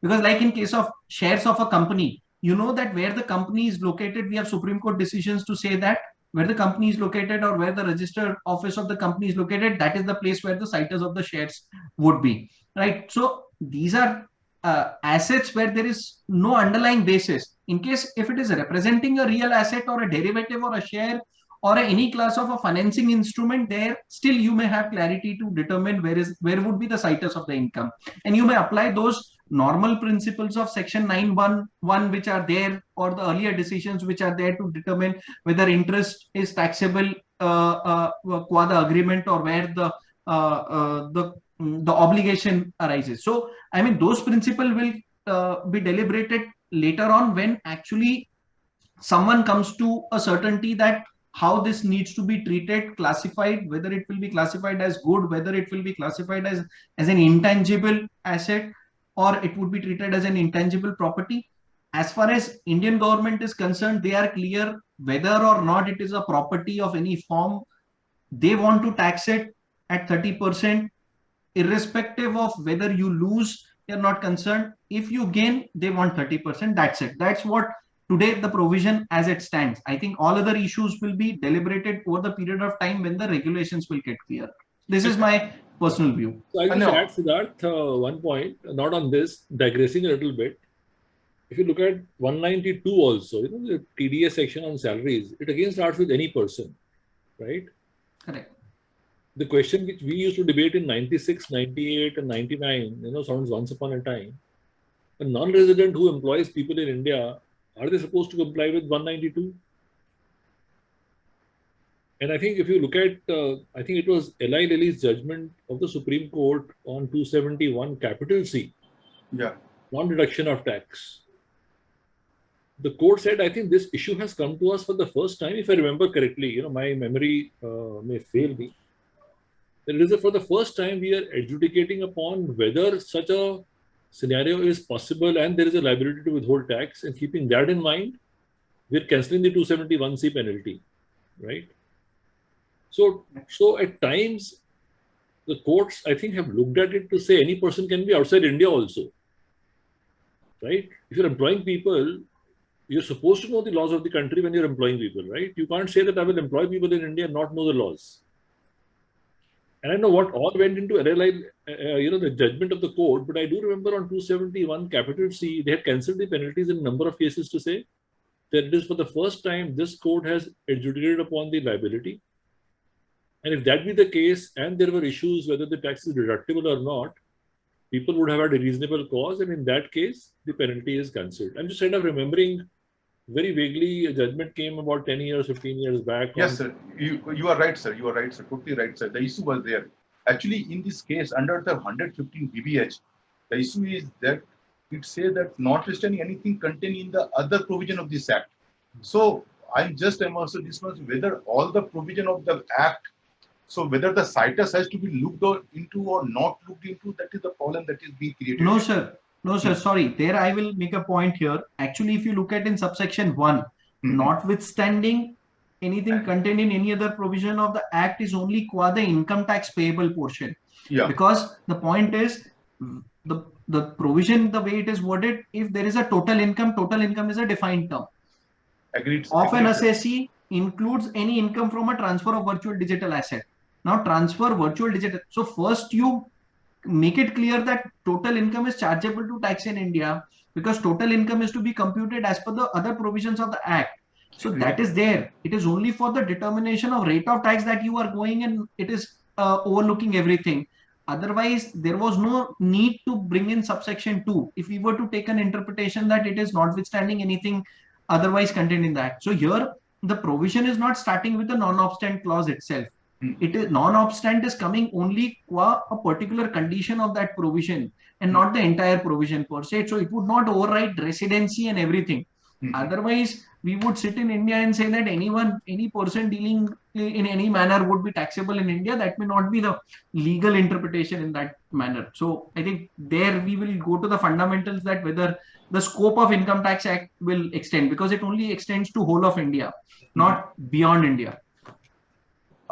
I have one question, sir, in the Q&A box. Sorry. Actually, I think let's take that as the last question. It is 7:45 Friday. Yes, sir. Yes, sir. Last question. To go for a drink. Let's not stop him, yeah. Yeah. Last question is that, sir, the section 115 BBH has been placed in chapter 12, which deals with the determination of tax and not computation of income. Hence, question number 1 is that what is sanctity? And the question number 2 is that whether section 45, 56, and 28, being the specific for computation purpose, will prevail over the 115 BBH. The question which has been written in the Q&A box. Sir, the point is that here the computational mechanism is put to rest because you compute in any manner, except for section 45, where the index cost of acquisition concept is there, that if you are taking that, you are allowed to deduct cost of acquisition. And in case if it is treated as a capital asset, index cost of acquisition would be available, provided you are holding in for that particular period. So in that category, one may still argue that index cost of acquisition may be applicable if you are treating this as a capital asset. As far as any other head is concerned, there is no computation which is required to be done because gross income is taxable. Just that with the guidelines, it has been clarified that it will be net of the transactional charges which are deducted by the exchange or the broker whom you are transacting, or the GST which is applicable, if any, at later stage. Only that will be deductible. But everything else is taxable on gross basis. So we may not get into that computational mechanism. In case if it was to be interpreted that computational mechanism is to be followed, and I would again go back to my previous submission that 115 BBH, it talks about total income, which includes income. And total income is to be computed as per normal provision. So first you will compute that and then come to the taxability of this. So I would tend to take that view that as far as these provision 115 BBH is concerned, it has been particularly drafted in a manner that only rates are 30%. Rest all you classify it as other source, capital gain or business loss, because anyways you're not getting any offset of losses. You will not get any deduction, depreciation, or even allowance. So I mean, it's immaterial where you take it. Just pay the tax. That's the concept.